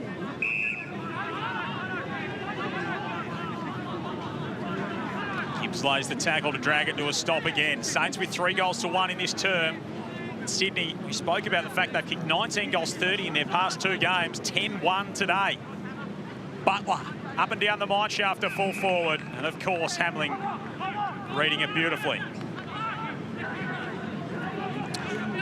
Played at both ends throughout the course of the season and throughout the course of the game. Clark around the body off the turnover. Chance here for McKenzie. He got upended and will get a free. Yeah, Hambling just went on with it. Bumped him while he was kicking the football, but just Joel's decision to handball that in defence, and just skill execution's letting them down now, Sydney, and you can see that late hit on replay. Clearly a free kick. A little bit unlucky, Clark, not to get the footy back in his direction. It's been paid downfield, so Jonah Campilli. Oh, really? Around the body. That's a gift. That's an absolute gift for Campilli. He's got his 3rd. And the Saints get out by 24 points. It's their biggest break of the game. Downfield 4 metres, he'd be stiff. He was going, give me the ball back. But they've just outworked them, to be fair. Mentioned Joel Hambling just handballing out of defence. Haven't seen him do that many times. And then bang, lays that bump. Clear free kick. Saints jump on it once again, maximising turnover. Punishing Sydney at the moment. Jonah's got 3 goals now. Had 3 last week as well. Jonah Campilli. Joe Harrison comes to the bench. Jesse Tatoli working hard throughout the afternoon thus far. Laddams again in the middle of the ground. Tries to start something for Sydney. Game high 24-point lead for the Saints. Play on an advantage. Hanley drives it deep. Good target there in Ryan. So good in the air. And he hangs onto this one in the square. He's got a good set of hands today, he's shown. He reads it as good as anyone in that forward line. He's outsmarting his defenders. And those long, high balls, sometimes positioning's everything, and he puts himself in the right position every time. All 3 of his goals came in that second term. He whacks through a 4th, Tom Ryan. He doesn't want to let the Saints skip away. Back to 18 points. 4 goals for him. 195 centimetres, but he's got some real length, and as you say, Dicko, reads it beautifully. He does. You just watch this. As a forward, it's to a contested mark here, but just reads it. He knows the drop of the ball. He protects that. Just pushes his Saints defender under the ball, just ever so slightly. Gives him every opportunity to get both hands to it. He's done that on a number of occasions over the last couple of weeks. 7 goals, 2 weeks so far. He's in really good form. As we said earlier, the Saints like the look of him. Invited him down to do some testing back end of 2024. Ultimately, he's plying his trade with the Swans VFL team. There's a few at St Kilda who like the cut of his jib. Filippo's got a couple on the game. Up on the wing here. They kick around the corner to Laddams. Sells the candy. Got around Dolman. Ryan the target at full forward again. Hanley read it beautifully off hands. Mellis's kick was smothered. Needed to be. Ryan to Sutton, around the body. It was just sheer force from the Swans that time. And Jake Sutton on the board. Appealing for touch. Not sure you're going to get that here. VFL football. No arc in play. But that was a good finish. Just got to make it up sometimes, but once it's on the ground, it's dangerous. You got the smalls here, but even Ryan, who's kicked 4 goals today, the big fella, gets the handball out. You can see there 4 Saints get outsmarted. Dan Butler's pleading that he touched it. Well, not today, Dan. And Sydney respond once again. That's the thing you can't do against the Swans. You can't think, oh, the work is done. 3.5 quarters is good enough. It's not. It's got to be 4 quarters to even get close to beating them. Give them a window. They're going to rush through it. They're sharking his hit at the moment. The last 4.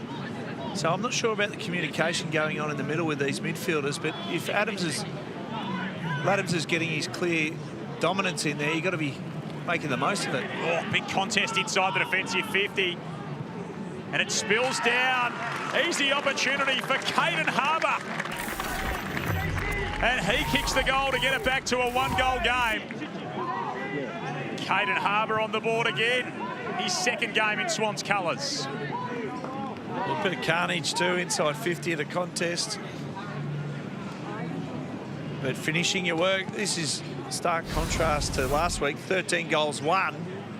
Oh, look at that. Big contest there from 2 Saints. James Barrett down and sore. You mentioned it. Their inaccuracy over the last 2 weeks has probably cost them against ladder leaders Geelong and Richmond. Take no chances today. 13-1. That's an incredible return. 26 goals, 8 between these 2 teams today. It's good going. It's great going. As the conditions would demand. Beautiful day here at Tramway, and Laddams, if it's not a tap down to a Saint, it's just him taking it out of the middle himself. Well, I think he might have just said, hang on, boys, if I'm tapping it where you blokes are. And look at that. Laddams again. 1% tackle. Turnover. 5 clearances so far. Kick deep. Ryan on the goal line. He got a boot to it. Phillips will protest. Ryan's got a handful. And we're all tied up at Tramway. Ah, he's on fire. 5 for Tom Ryan. And Laddams, you just got to watch this and appreciate how good he's playing and what form he's in. You just see him there. He laid that tackle. He got the clearance out of the centre. Gets it forward. And Ryan, anyway, it was, we'll just let that go to the keeper. Might have got away with one there. But you take it. And in the blink of an eye, we're all squared away. 4 goals in 4 minutes. Swans have 14-1 on the afternoon.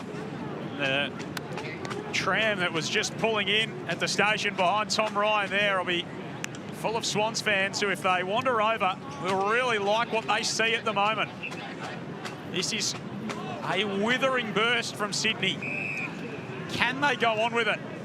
Or will the Saints find a response again? What's Laddams here? See if they can actually maximise his dominance here in the ruck. This time it's Dodson down to Butler, off to Dow. Around the body to centre half forward. Easy mark to Hamling. They'll move it off half back again. Harrison, now Bowman.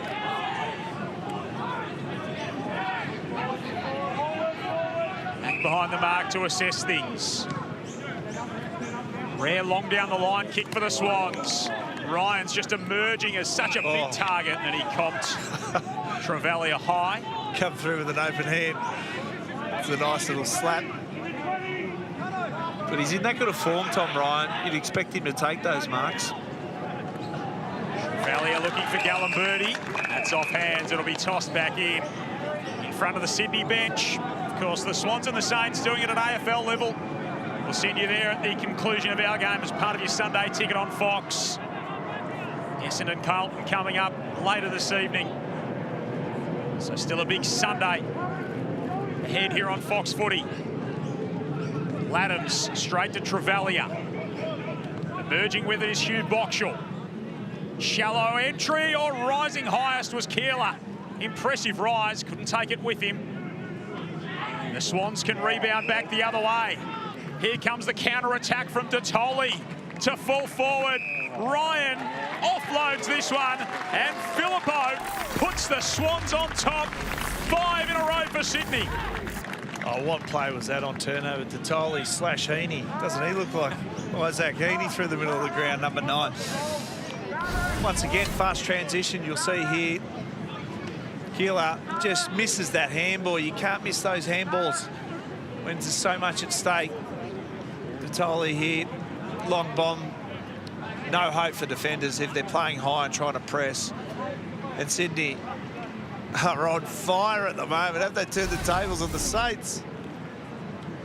They'll have this big crowd energised. Let's go boundary side to Garby. That was nice from Jesse Detoli a moment ago. He's a late first-round draft pick. High hopes for him as the Swans go forward again.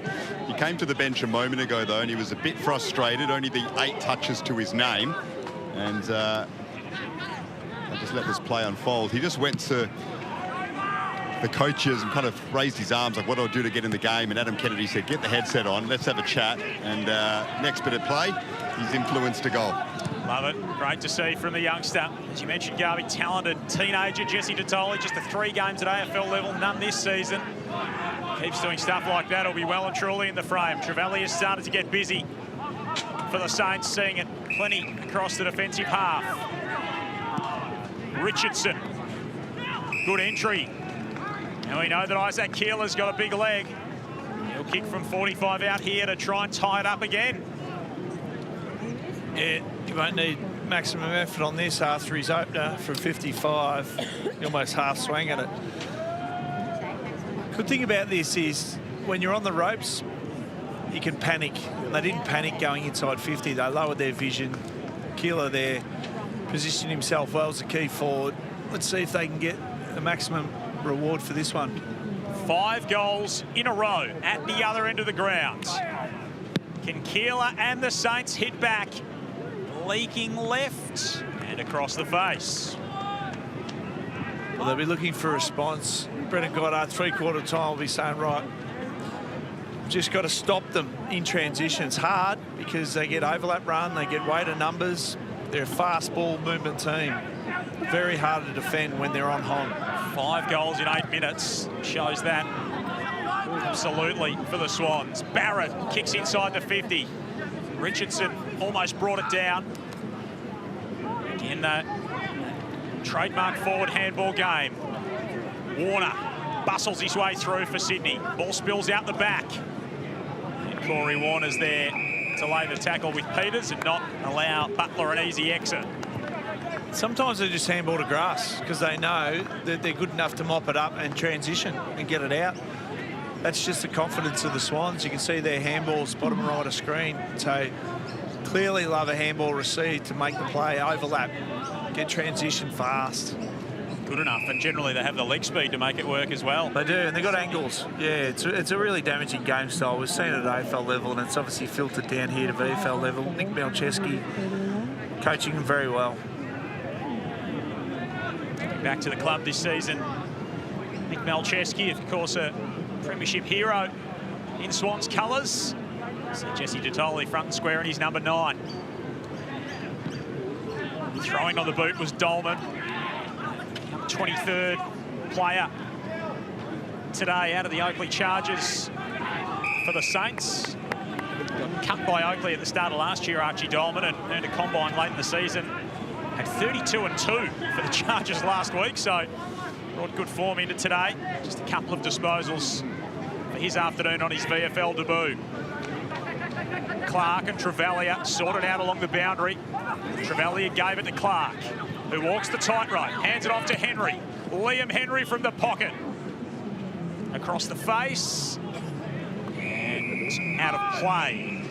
As we see Nick Malcheski very happy with what his team's put together this second term. Or third term, I should say. Maybe just pleased with the response. They looked like they were just going to fall away. The Saints opening up the quarter with 2 goals, and then they've just responded. We knew they would. Sometimes you've got to turn to your leaders, and Laddams, especially Cunningham, these leaders, Billy Curdy, they just stood up. took responsibility. Podmore Taylor with a big mark there, handed it off to O'Loughlin, who got caught with it. Out wide for Sutton. Goes into battle with Armstrong. Flipped it up to Hanley. Tom Hanley dragged off it, threw the arms back, made sure the umpire saw it, and then got pinged the other way. He got more than he bargained for there, Tom Hanley. He thought, yep, I've got a free kick here. Umpire disagreed. Saints led by 24 points at the 15-minute mark of this term. The Swans led by 6 at the 22-minute mark. It got ripped away from them in an awful hurry. 5 goals in 8 minutes. They crashed through inside forward 50. Henry in the pocket. Centering kick. Davies there. Man in front paid the mark. And it's young Archie Dolman who's drifted forward. And that's, we've talked about how Sydney responded, and the Saints, well, they've responded over the last few minutes as well. And if they could go in three-quarter time, pinching back the lead, this is a huge fight back. Young man on VFL debut. Archie Dolman, 19-year-old. First game for the Saints today. First opportunity in front of the sticks to give them back the lead. He misses. That's a bad one. Trying to get the momentum back your way. You need the scoreboard pressure. We've complimented how good they've been in front of goal with their accuracy. Look at that dominance. So 17 inside 50s to 8 this quarter in favour of the Saints. 8 inside 50s for 6 goals to the Swans. So efficient. Otherworldly in terms of their efficiency. And that's what happens when you got fast ball movement, you got isolation, you get it in beautiful spots inside 50, and they've almost had corridor access every time, because when you can't defend it and you open it up, you're on the back foot and you get some really good isolation if you're Sydney. 5 goals to Ryan, 3 to Filippo, 2 to Mellis for the Swans, 3 to Jonah Campili, a couple to McGuinness and to Davey for Sydney. The Saints kicked 4 of the first 5 goals of this term to get it out to a 24-point lead. Swans with the past 5 in the contest. They lead by 4 points, closing in on three-quarter time. Trying to get to 6 and 4 on the season. Saints trying to even the ledger at 5 and 5. Get a secondary boundary throw in here. Of course, these two teams at AFL level coming up as part of your Sunday ticket on Fox. Out on the Anzac Parade wing, it's spun back in once more. Laddams wins it down, straight to Travalia in Saints colours, and they'll get another clearance off the hands of Pete Laddams. Floating in from the side is Hamling, couldn't take it with him. Might have copped a knock in there as well, Joel Hamling. Cootie and Cunningham both couldn't break through. I'd hate to think how many they've left out there with Pete Laddams dominating these clearances, or these taps, I should say. Saints are just sharking his hit every single time like that. Travalia steps through. Henry. And now it opens up for Carroll, who misses to the left-hand side. Over to the midfield, they've got to be able to restructure, get their setup right. There's obviously no communication, because everywhere Pete hits it, there's no Sydney midfielder. One to work on as the Swans go to three-quarter time. Fought their way to the front. They don't want to give away the dominance. Pete Laddams just makes it look so easy for a big man. And the forward handball chain starts again. Hanley drives it deep. There's Swans everywhere, an absolute flock of them at full forward. Ryan lays the tackle. Ball on the deck. Inside forward 50 for Sydney. Travalia slaps it out. Malice is there. Handball to Shipley. Dragged down by Dolman. He couldn't take advantage at the other end, Archie Dolman. And he had a crucial intervention there and then gets caught holding the ball. I know they didn't take the mark. He'll have a shot on the siren, but fast transition once again. They had so many options there that they actually stuffed it up. And now Nick Shipley. He'll have to kick from outside 50, just making sure of his line. Doesn't want a Nick Watson situation. I'll have to go tall. Not sure he's going to get there. That's going to be 55 plus. Yeah, we've seen some long ones today. This would be just about the longest of them. If Shipley can nail this, 3 goals on the season. He's played every game for the Swans so far. This would give them a 9-point lead heading into 3/4 time. Shipley sends it on its way. It won't have the carry. And a 6-goal straight. 3rd term from Sydney. 15 goals won in the game. And we have got a good one to kick off your Sunday ticket here on Fox. The Swans lead by 3 points with 1/4 to play.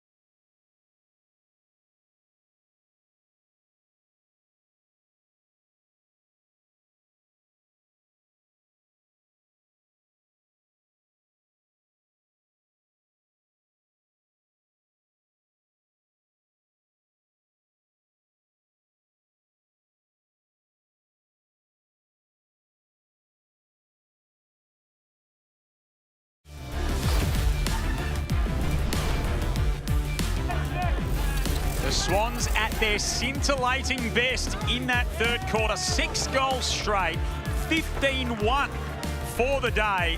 They turned a 24-point deficit midway through the term into a 3-point 3/4 time lead. It was run and gun for the Sydney Swans in a way that we know that they can at both AFL and VFL level. Your Sunday ticket on Fox kicking off with VFL action here at Tramway Oval. It is the Swans, 15 goals won to the Saints, 13-10 with 1/4 to play. That was high quality footy from them to go in that 3rd term. It was. They had 19 inside 50 St Kilda to Sydney's 9, and for a 6-goal straight for 9 inside 50s is an incredible return.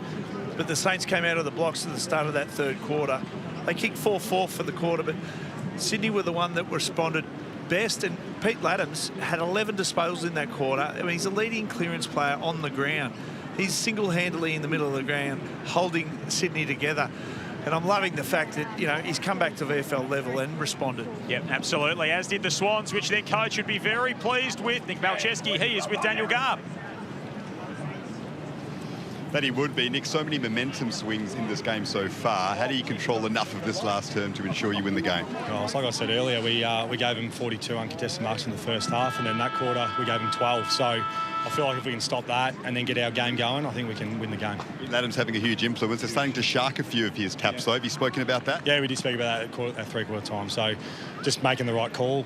We let Pete do his thing in there because he's bloody good ruckman, and we'll continue to do that. Thanks, Nick. All the best. Brilliant. Thanks, mate.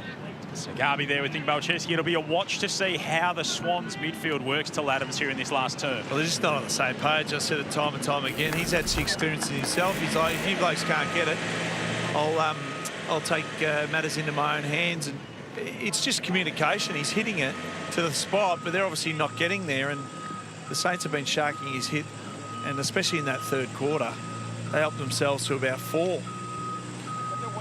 As the scissor lift goes up, you can hear. +8 in terms of clearances today, the Saints. +15 inside 50s. Just like the scissor lift, the Swans have risen to the challenge so far. Can they go on with it? Get to 6 and 4 on this season, back on the winners list. Well, this is Pete Laddams' watch. Have a look at it. There they go. Paddy McCart, Taylor Adams, all up there. Shielding their eyes from the sun. That's the coaching vantage point here at Tramway. Nestled between Anzac Parade and the SCG. Big crowd in to filter through to the AFL action. We'll be taking you there at the conclusion of our game here as part of your Sunday ticket on Fox. Davey drives the Saints inside the 50. And Hamling, too good for Campilli that time. Bouncing ball at half-back, trapped well by Armstrong. Hands it off to Gunson. Drives it deep, Keeler in from the side. Hamling was resolute in defence. They've got options everywhere, Sydney now. Peters, important hand on that from Collard to knock it down and just stifle the momentum of the Swans off half-back. And a whistle from the out-of-zone umpire. And the Saints not happy with the call. Dan Butler was closest and started the protesting. I thought it was a solid tackle. I thought he did hold the ball, yeah, but it's just the sling at the end. So Hanley with the mouth guard slightly out of position as he kicked, not as it was designed. It's bashed out of play. It'll be tossed back in. You can see the spectators lining the fence and the perimeter here at Tramway Oval. Beautiful Sydney day. Tom Hanley comes off after taking a big hit from Toby Travalia. Laddams to front spot. Does the work himself again. Shipley. Cootie. Tumbles it inside the arc. Phillippo had a play at it. Collard goes to ground.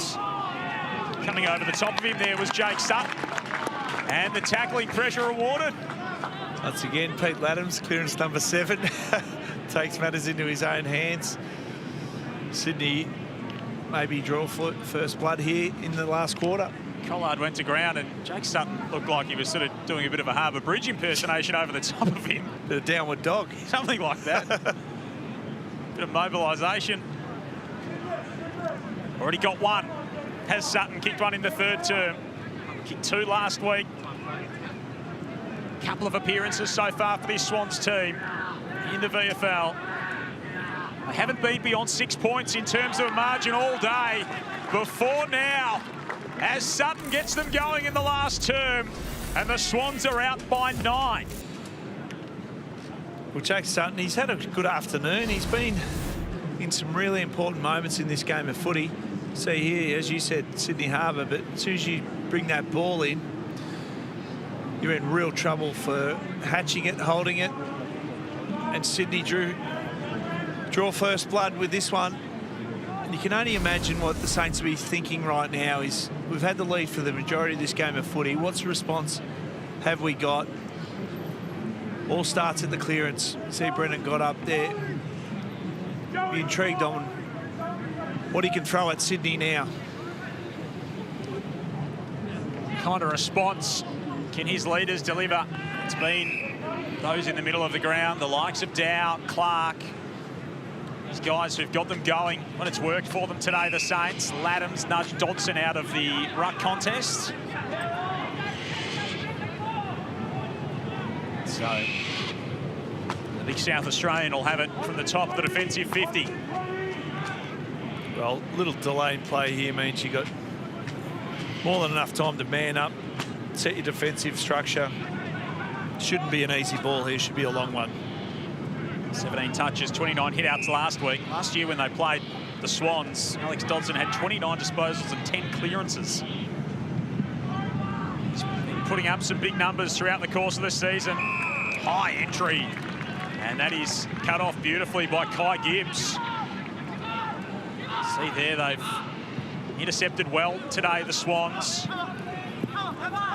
Gibbs to Laddams, who's been the other operating well in that fashion. Now to Harrison. He had the chase from Gunson. Harrison kicks Sydney inside the arc. Big kill on that contest from Barrett. Spills through the hands of Armstrong. Armstrong will get it back, though, in defence. Carroll, Butler, stepping through the sunshine. Armstrong's kick skittled through Cunningham. Flying in from the side was Harrison. Trapped it eventually. O'Loughlin, who's on Swans debut. Now to Cunningham, who goes a long way back. Retreat. He put the car in reverse and floored it. Sometimes back to go forward, you can just maintain possession. This is what they're using the ground beautifully here, Sydney. Laddams onto his left. Filippo. Key of our ear-catching moment earlier on. He's definitely got the distance based on what he's shown us so far. And the confidence. Yep. He and Mateus certainly don't lack in that department. Mateus will be in action for the Saints this afternoon. Nice lace out for Pete Laddams, who's got 28 disposals now, and he's up to 7 clearances. 3 already for Javan Filippo. He gives this a ride. It won't fall a long way short, but it is fisted through for a rush behind, just the second minor score for the Swans all day. There he is, the great Mickey O. Mickey O'Loughlin watching on his son James making his VFL debut. He's done really well, James. He's had 12 disposals, used the ball beautifully, nice left foot kick. Be very proud, Mickey and the family watching on. Absolutely rightly so. 300 games in Swans colours for Mickey O. Premiership player, All-Australian, Swans Hall of Famer. Indigenous Team of the Century member as well. He did everything just about in the game. Now the young bloke earning his stripes as well. Here's Banfield, another son of a gun, kicks to the pocket. And it's slapped away from Kilda by Patrick Snell. One thing they've always had, Sydney, regardless of any level, is a great defensive structure. No, Joel Hamling's had a day out down there, got the experience. They just structure up so well. Very disciplined team right across the board. Now a chance for the Saints with it locked inside the 50. Crowd building on that hill. They've been piling in from the tram stop all afternoon long. Ready to watch proceedings at the SCG this afternoon. Harry Podmore-Taylor's receiving a little bit of attention on the bench. There they are, the Blood supporters. A lot of red and white, a little bit of black spotted in there as well. And here's an opportunity from the stoppage and a terrific goal. Really neat stuff from Hugh Boxall. In fact, it's Dow who's kicked it. And Paddy Dow's got them back within a kick. Yeah, Paddy's up to 25 himself, so a little check side there. Just to get the Saints some sort of a sniff in this last quarter. Looked like the momentum was all Sydney. Sometimes a little bit of experience there. Nice check side finish. Brings it back to 4 points. Again, another one of those senior players who, when the moment arises, well, there's something about it. That's the beauty of it. I mean, their first year in the VFL as a standalone, and the experience helps. VFL and AFL merging in terms of talent.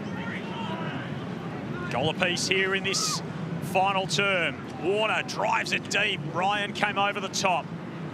Filippo there for the crumb. So too Detoli. Might have had an arm across the shoulder. Got the handball away. Warner. Now the kick inside the 50. From Bowman to the pockets. Rising in front was Ryan. And a desperate bit of defence from Phillips. The flying right on that one. He's got off the ground. Normally he's anchored, taking some really strong contested marks. He's had a day out. 5 goals for Tom Ryan. 5 straight. All of them since quarter time. 3 in the second, 2 in the third term. Mellis stepping through, squaring kick. Almost the mark there to Titterman. Harrison, Warner, handball down low, and then at the ankles of Cootie, he couldn't reach down and pick it up. Davey applies some pressure inside the defensive 50 for the Saints, and they will be able to extract it. Campearly, who's had a good day as well. His kick was run down. The experience of Harry Cunningham, all 226 games at the AFL level. Harbour to the pockets. Detoli on the end of it. Heaney. Yes. Oh, he moves like him. He's great. Looks like him as well. This is a man who is supremely skilled, Jesse Detoli. This will test him. He had a couple of nice moments last week. Took a big mark, kicked a brilliant hurdling goal at this end of the ground. Now we have got the best seat in the house. Starts it right, stays there.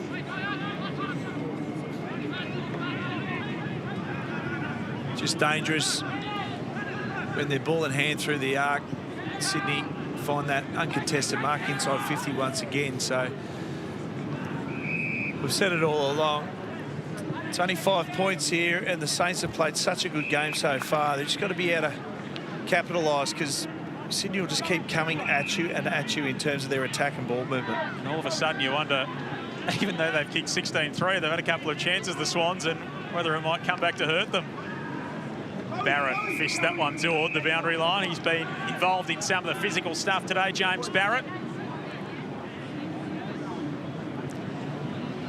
Big defender out of Leachville, Gunbower, up along the Murray, Northern Victoria. Dodson and Laddams will go into battle once more. Laddams had front spot. Detoli. Warner. Kick around the body to full forward. Filippo applied the pressure at ground level. Armstrong pushed past it. Harbour trying to spin his way clear. Ryan goes in. He got the hands free. Butler playing an important role back there for the Saints. Tried to clear the danger. Campearly tried to get rid of his opponent in somewhat unorthodox fashion. Now goes to ground level. Campearly out there fighting for it. Two Swannies back in. 2 Swannies behind play as well, down on the ground there. Podmore Taylor trying to prove his fitness.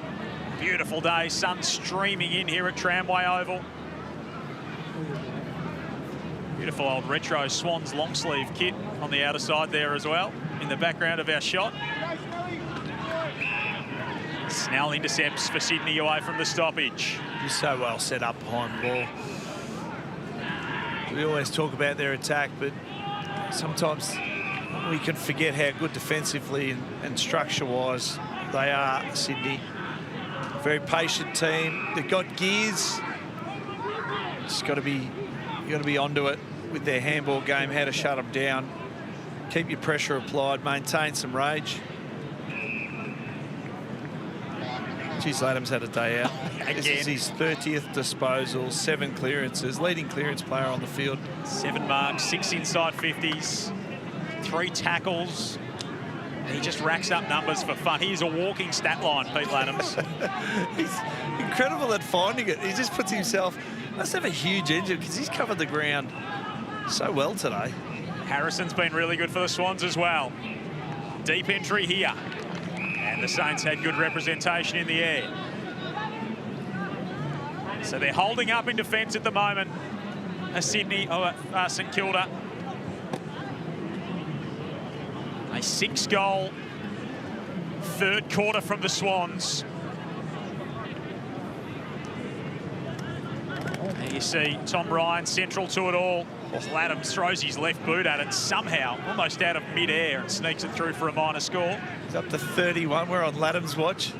31, leading disposal winner, leading clearance player. Shouldn't be surprised. So he had 39 earlier in the season, a couple of weeks ago. 39, 47 hitouts, 19 clearances, 15 marks and a goal was his stat line on that day. Oh, is that all? That's oh, it. Right.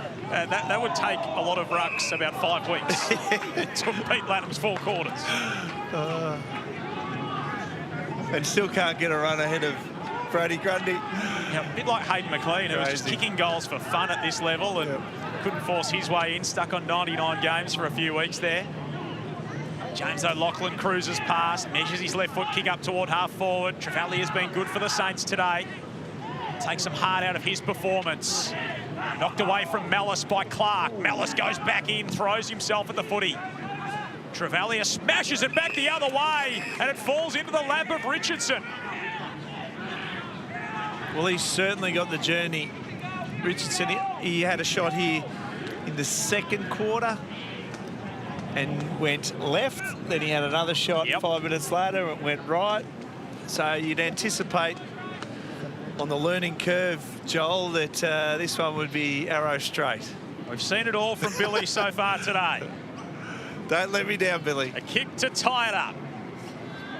Billy Richardson from long range. Can he find his range? You bet he can. And we are tied at 100 halfway through the final term. Ah, that's sensational. What a finish. Went left, went right. Just go for the one in the middle, straight over the goal umpire's hat. But this was a great contest. You've got to win the hard ball. The contested game has been seesaw all day. And you can just see Billy finishing this one here. Gives them a massive hope. Good confidence lifter as it's all tied up again. What a game of footy. 5 disposals for Billy Richardson. 4 kicks, 1 goal, 2. And there's Dicko expertly narrated for you. He missed one to the left, he missed one to the right. He waits 2 quarters to get his next opportunity. He didn't waste it. You're going to learn on the run. Adams wins it down again, just for a change. Dow extracts it for the Saints. Henry up to meet it. Geddes there fighting him for the football. He's battled hard today, Max Geddes. Oh, I love this. It'll come down to a hero. Yep. A hero moment. Dare to be great. What a scoreline. 15-10 to 16-4. 31 goals, 14 between these two teams. Free kick will go to the Swans here. The Saints kicked it forward. You can hear the Swans players appealing for a 50-metre penalty. Not that it was a free kick to the number 50, Mitch Mellis, I would assume.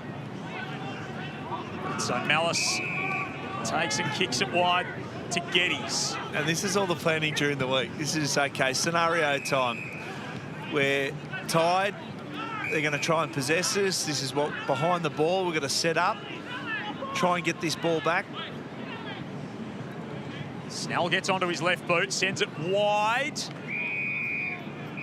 And it was almost too wide. James Titterman keeps it in. His sister Charlotte was playing for the AFL Academy against the Swans Academy at Dingley today, and was named best on ground for the AFL Academy as well. So she's part of the Swans setup. That's awesome.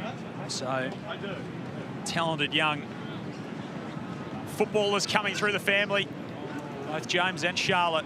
It's a busy day for the Tittermans, and cheerio if they're watching on KO out of Dingley after watching Charlotte go through her paces today. Saints drive it inside the forward 50. Collard's long kick over the head of a couple of targets, Richardson among them. Hamling's been important back there. Let's check in boundary side with Garby. Yeah, the Pete Latham situation's really interesting. I mean, he's the story out of this game, absolutely dominant. Was really good in the AFL last week. He's only 28 years of age, so what happens from here? Do the Swans find a way to get him into the AFL team alongside Grundy? And if not, I dare say other AFL clubs will come calling for him because he's too good to be playing VFL footy. Yeah, they'd have to. They would have to be interested. See the numbers there, as there's going to be a free kick here. And it is going to go to the Saints. It's a good point you make, Garb. A guy that can have 32, 10 clearances, dominate games of football, and then bring that level at AFL level is phenomenal. And Sydney is such a powerhouse at the moment, not wanting to have him in the team based on their structure. You don't want him playing too much VFL football. He's too good. I think there'd be 17 other teams that would really like him. Here's Dan Butler. He's got a kick for the lead. He's kicked 4 goals in all levels of footy this season. But he is a man with plenty of experience who can step up in the big moment and hand the Saints back the lead. Here we go. This is shaping up the next 8 to 10 minutes. Dan Butler's been in this situation a million times, so he knows the importance. Putting a price on, finishing some work, getting an opportunity, bangs that one home. Puts the Saints back in the lead. Over to you, Sydney. He played 7 games coming into today, Dan Butler, at both AFL and VFL level for 4 goals total. 4 goals straight. So this is the guy who led the goal kicking in 2020, made the All-Australian squad, Richmond Premiership player, of course. Out of contract at the end of the year. Played only 6 games last year due to injury, so he's had a tough run. What a time to stand up and make your presence felt in the ball game. Keeler out of the middle sends the Saints forward. Dow to the pocket. Nice bit of roving from McKenzie around the body. Almost dribbled it home. Well, it's a handy point in the context of this game of football. It is the lead change has happened over the last, especially the last 10 minutes. Everyone's had a piece of it. Billy Cootie on the bench watching on with Nick Malcheski. Flying in from the side with courage is Banfield. Travalia couldn't take it for the Saints, and the Swans can surge it forward. Detoli left it behind. Puts his head over it and just creates some space for himself. Kick only travelled 10 metres long, went about 20 up. Back the other way come the Saints. Crashing the pack in from the side was Gibbs. The steal from McKenzie gets another look and misses again. Well, they're pressing now, and this is exactly what you want. You don't want to go back and save a game. You want to win a game. And you can see the intent from the Saints now. They just want to get right up in the face of Sydney, push them back. No easy meters here. Great response. They conceded the first goal of this quarter to go down by 9. They lead by 24 halfway through the third term. The Saints conceded 6 goals either side of three-quarter time in a row. Now they have forced their way back to the lead with the past 3 of the game. Shipley got the handball from Cameron. Sends it inside the arc. Phillips tried to fend off, and Ryan right there with him. Well, at least they've got it back in their territory. Pete Laddams, over to you. He's dominated, absolutely dominated clearances here. So hopefully he can put it at the feet of a forward. Controls it down, straight to Paddy Dow. Banfield's clearing kick. It'll bounce its way out in front of Harrison and Davey, both speedy customers. Davey socketed off the ground toward the boundary line, kept it alive. Harrison comes rolling over the top of him. Snell going headlong with the dive. Desperate stuff from Cunningham. Snell comes away with it. Handball sold his teammate into trouble. It was a lightning give back to Snell, who kicks to the edge of the arc. Collard's up to meet it with some real intent and dash. Creating back the other way for the Saints. Now the kick inside the 50 from Clark. McKenzie dropped the mark. Off to Butler. He got them the lead. He misses that time. But this is it. The Saints, they're just being aggressive. I love it. They're not trying to save this game of footy or protect it. And that is a skill area you don't want to have in your defensive 50.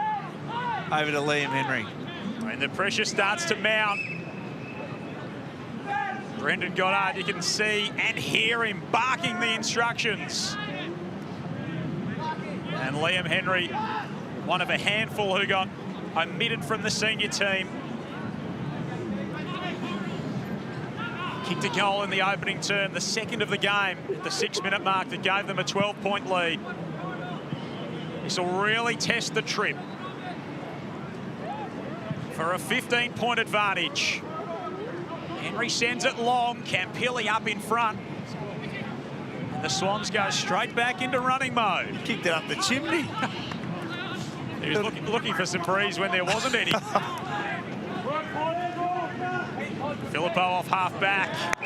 And that's a really nice mark from the skipper, Gallimberti.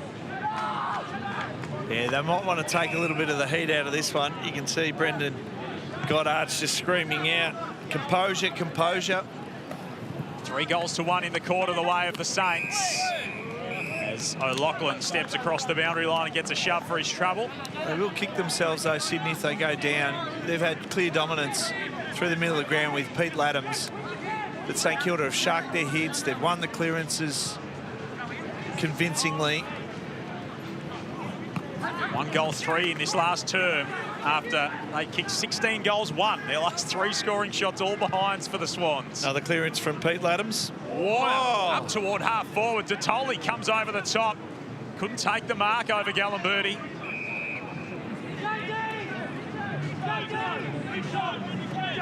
Thought maybe he should have got a free kick. Here's the replay. That is an Isaac Heaney-like It is fly. an Isaac Heaney attempt. Just without the execution. Yep. The endeavour was certainly there. Still plenty of time here. Gee, their tackling pressure's been a real feature today, the Saints. We heard that from Hugh Boxall at half-time. They wanted to come forward. They wanted to pressure that Swans handball. They've done it superbly. Dow's kick out wide, misses the target. It'll be a lasso free kick to the Swans.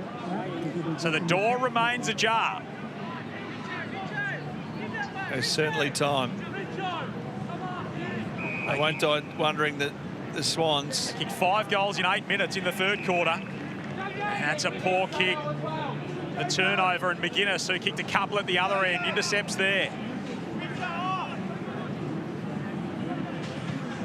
Carroll's had it 23 times upon return to the VFL team. His first VFL game of the season. The AFL side's coming up as part of your Sunday ticket on Fox. We'll send you straight there at the conclusion of this. The Saints have kicked 3 of the 4 goals here in this last term after leading for much of the day. They faced the challenge, they stared it down, and they met it. Now the Swans move it forward. Laddams, Bowman, he's got support there. Inside the 50 for Hanley. They need a result here. And it slips off Ryan's hands and through for a minor score. Ryan would have been lining up for number 6. Just got to lock it in now. Ball's down this end. Defence will be pushing up nice and high. This is a win at all costs now. Dan Butler. Force your long kick. Everyone's manned up. Kicked the go-ahead goal for the Saints. Did Butler, his only goal of the contest. Finds Gallimberti, the captain. Short to Armstrong. Can't allow these little kicks just to buy some time on the clock. Got to man up hard.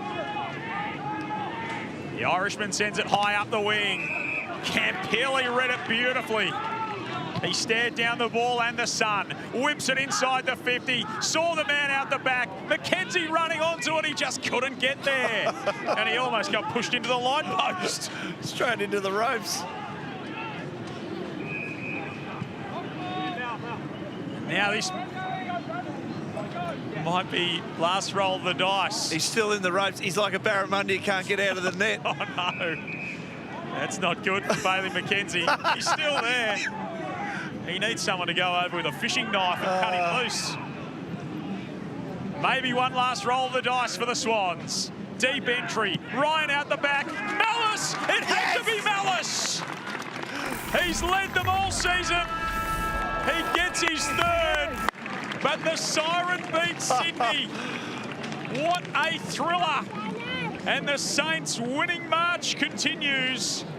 4 on the bounce now for St Kilda, who get to 5-5 despite the buzzer beater from Mitch Mellis. And they win at 110-107 in a Sunday ticket shootout, Nico. Just great execution. You mentioned 4 on the trot now, so they brought some really good form into this. Hard to play against the Sydney Swans the way they attack with their handball, they control the territory game. But they were up for the challenge the whole way through. You can see their next 4 weeks. Got some real opportunities, take some momentum into the second part of this season. They'll get a few tests there too. North were good against Tassie yesterday. Footscray have been going really well, and Werribee have won a few in a row as well. So they are travelling really nicely. And there's the Swan side of things. So Southport have sort of salvaged their season. Sandringham, Gold Coast not going as well. And then Williamstown in the next 4 weeks for the Sydney Swans. And clearly there's a bit of what could have been for Sydney now in each of their last 3 weeks. So 2-goal loss to Geelong, 2-goal loss to Richmond, and they go down by 3 today. Yeah, and there's things I'm watching today where they can improve out of sight. Their clearance game was horrible. They didn't have any structure. Pete Ladden's dominated through there, so they should have really had an advantage, and they didn't. And they were sharked by St Kilda's mids, which was a testament to their structure. They knew exactly how to play it through the middle of the ground, and then their forwards were just isolating. They competed, and then their pressure was enormous. They were in the face of the Swans and turned the ball over and punished them. It was absolutely huge. A man who was critical to the Saints' charge was Paddy Dow. He's alongside Garby. That he was. Paddy, congratulations. What a game of footy. So many momentum swings. What was the key to getting on top in the end? I think, yeah, in that third quarter, we probably lost a few centre bounces, which let them come back in it. But, yeah, to sort of grip back and neutralise it, that's sort of what helped us in the end, I reckon. A nice goal in the last, outside of the right boot. Talk us through that one. Yeah, well, I don't have a left, so I had to be right. It just happened to go through. What about the feeling in this team at the moment? So 4 wins in a row, a lot of changes, so you bring in a lot of quality. Was it a challenge to find the synergy with the AFL players coming in and that spirit? How important was that to get another win? Yeah, I think it's the balance of the VFL listed boys playing a similar system, and because, yeah, there's going to be a lot of changes throughout the year. People going in and out of the AFL team, so it's just about getting everyone on the same page, and that helps the most. Peter Laddams was so dominant for Sydney, and you talk about that, you started to shark a lot of his taps. What was the discussions around trying to quell his influence as much as you could? Yeah, well, he was grabbing it a lot, which was hard to manage, but once he sort of tried to, if he grabbed it, our ruck, Dodds or Keels was tackling, it just helped a lot, putting the pressure on. In terms of yourself, obviously you want to get back in the AFL team, you're playing some good footy here. The challenge to stay patient and wait for the chance, how's it sitting with you at the moment? Yeah, just control the things I can control and play consistent footy, and yeah, my body's feeling pretty good at the moment, and it's just, hopefully it's just up from here. Thanks, Paddy, all the best, well done. Thank you, cheers, mate.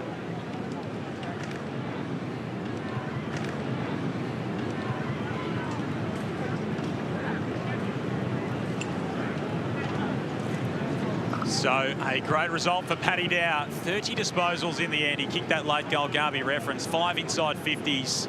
And he stood up when they needed him. That is absolutely for sure. Let's get a little bit more reaction from the Saints with Garby. Yeah, with Dan Butler. Dan, talk us through that win. It was a wild game in terms of momentum swings. How enjoyable was it to get over the line, and what was the key to it? Yeah, it was great. Obviously, a bit of a seesawing game. We got on top early and then they come back, but would have been good to watch.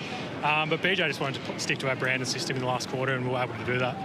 What's it like in this team at the moment? On an excellent winning run of 4 in a row, and there seems to be a nice spirit and a bit of synergy even with all the changes. How did you find it coming into the team? Yeah, it's really good. Like, BJ's got them all set up really well, and you kind of come in and play a role as if it's the AFL. And yeah, all the boys are real young and just bring a good sense of energy and vibe. So I'm one of the older ones now, so by a fair bit. So it's always good fun coming and playing with them. Say play your role. Can it be a challenge though? Because obviously the onus is on the AFL guys to try and influence as much as they can. How do you balance that out, trying to stick to your role but also try and influence the game as much as possible? Yeah, obviously, you know, we want to come back and, you know, we do want to be playing AFL, but the best way to probably prove to everyone that you can play AFL is come back to VFL, buy into your role and system and really being a leader in that space. Yeah, I guess you see people come back and try to do too much at times. So, yeah, we're all mindful that we come in no matter who it is and play a role. So 1 win for the club. You're going to go watch the AFL boys, no doubt. Now, chances of a perfect day for St Kilda? Yeah, hopefully. Well, we've set a good standard so far, so hopefully the AFL boys can follow. Best, mate. Well done. Thank you. That is what's to come. Dan Butler there. He kicked the go-ahead goal for the Saints late in this one. Don't go anywhere. It is, of course, the Swans and the Saints from the SCGs. Your Sunday ticket continues on Fox. Let's go to Alistair Lynch, who's with Sydney coach Dean Cox. Thanks, Joel. Here with Dean Cox. Coxie, after a halfway point of the season, you're in pretty good nick with 4 really good inclusions this week. Yeah, sort of, I suppose we had a rough 4 or 5 weeks where we were still getting the results we were after, but weren't playing the way we wanted to, and had a really good chance last week to review a bit of that. And yeah, really pleased with the effort they put in against a really young side, but yeah, we get an experienced team and a really tough team to beat on your home deck this week. Tell us a little bit, you're going with the 4 bigs in the forward line. Tell us how that's going to work, and is it something you're locked into for the long term? I'm not locked into it. I think one thing that we always want to do is try and have a look at 4 tools. We'll have a look at 2 rucks at some stage as well, and try and get the best mix we possibly can. And you know, when you've got obviously St Kilda really good behind the ball at intercepting and setting up the way that they want to play, it's something that we want to try and keep them accountable in. Tell us a little bit about St Kilda. I mean, it was probably the exception their first half rather than the rule. How do you preview their real potency? Yeah, I think one thing that they've been really strong at is first of all defending, but and then their ability to really control the ball and get in their front half as quickly as possible from centre forward. So yeah, we looked a little bit at the Hawthorn game, but before that they'd been at 3/4 time, they've been in every game and been really damaging in a lot of areas. So we need to make sure that certainly around the ball, the last month they're the top clearance team. Their contested work's been really good pre-clearance, so we need to match them in that space. Yeah, speaking about pre-clearance and mostly post-clearance, Wanganeen Milera, he'll obviously have some attention from your team. Do you go with him when he starts midfield and drifts forward? I think there's certainly a handover part at some stage we'll do with that, and you know, obviously how damaging he is all over the ground, but what he can do centre forward and his ball use to get back and help start chains is really important as well. And you know, whether he drifts forward or plays a little bit more there at times, we'll hand over that role as well. And you've probably got a bit of a preview of how St Kilda will approach this with what Collingwood did to you a month ago here. How do you reflect on that game to get through that press?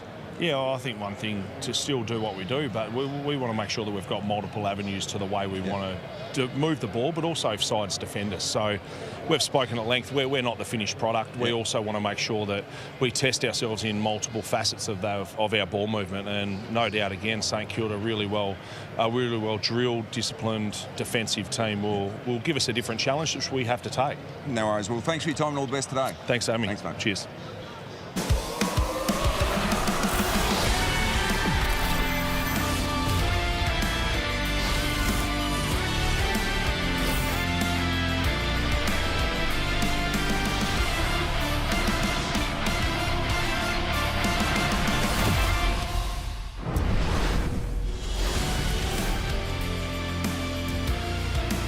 Welcome to the Sydney Cricket Ground. Bright sunshine here. Great to have your company on Fox Footy. Thanks to Yui, the official partner of footy fans. Not far away from the first ball up between these two. Sydney, top of the AFL ladder along with Fremantle at the moment, setting the pace, and the Saints looking to burst their way into the top 10, maybe the top 8. They've got a tough run at the moment, but they finish the season with a favourable run at home. That's the way it stands right now. Sydney with the best percentage in the AFL, even though at the moment there are a couple of wins behind Fremantle, who demolished North Melbourne yesterday. Great to be alongside the Bulldogs Games record holder Brad Johnson and the 88 Brownlow medalist, Sydney superstar in his day, Gerard Healy. Welcome, guys. Good afternoon, Dwayne. It's going to be a fantastic game here. You've got the Sydney Swans coming off a huge win last week, and the Saints been battling against the best teams in the competition, Gerard, and that this just shows a little bit of a gap as to where they're at as a side. They get another one today, but this is their last home game, their last interstate game. So they go home after this, and it's back in Melbourne for the Saints for the remainder of the home and away season.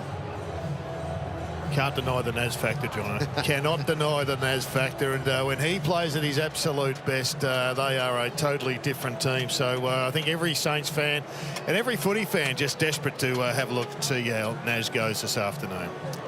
So Sydney can't go up with a win, won't go down with a loss. The two teams below them have both lost this weekend. Geelong and Hawthorn have both had losses. We saw Fremantle yesterday, as I mentioned, demolished North Melbourne and setting a pace, but the handball game that Sydney's been playing is up there with the best we've ever seen. We saw it from Fremantle again yesterday. They're playing a great style. Yeah, significant change by Fremantle, I've got to say, Dwayne. But if you have a look at this snapshot for the Swans, battled against the Kangaroos, battled against the Pies, got a spanking and a bit of a lesson down at Geelong, and then they really got going with their midfield and that man on screen, Isaac Keane. He's got claims to being the best player in the game right now, leading the charge with 5 goals from a centre midfield performance. And then they've got Port Adelaide by, and then another big test against the Lions. So they're well set up, Jono. They do. They get run back into it with Roberts on the wing, Mills, Roses up forward, and Grundy to set things up in the middle of the ground as the Saints start to make their way out onto the SCG. 6 changes at selection for St Kilda. We've mentioned the fact that Nasai Wangani-Malira, their best player, one of the best in the competition, is going to be starring again this afternoon, we hope, coming back from that calf issue. Mitch Owen's also back in from a calf, and he's important to their makeup. Liam Stocker as a defender is important to their structure and defence, because they obviously base a lot of their stuff on the strength of their defence. St Kilda. Angus Hasty in for his first game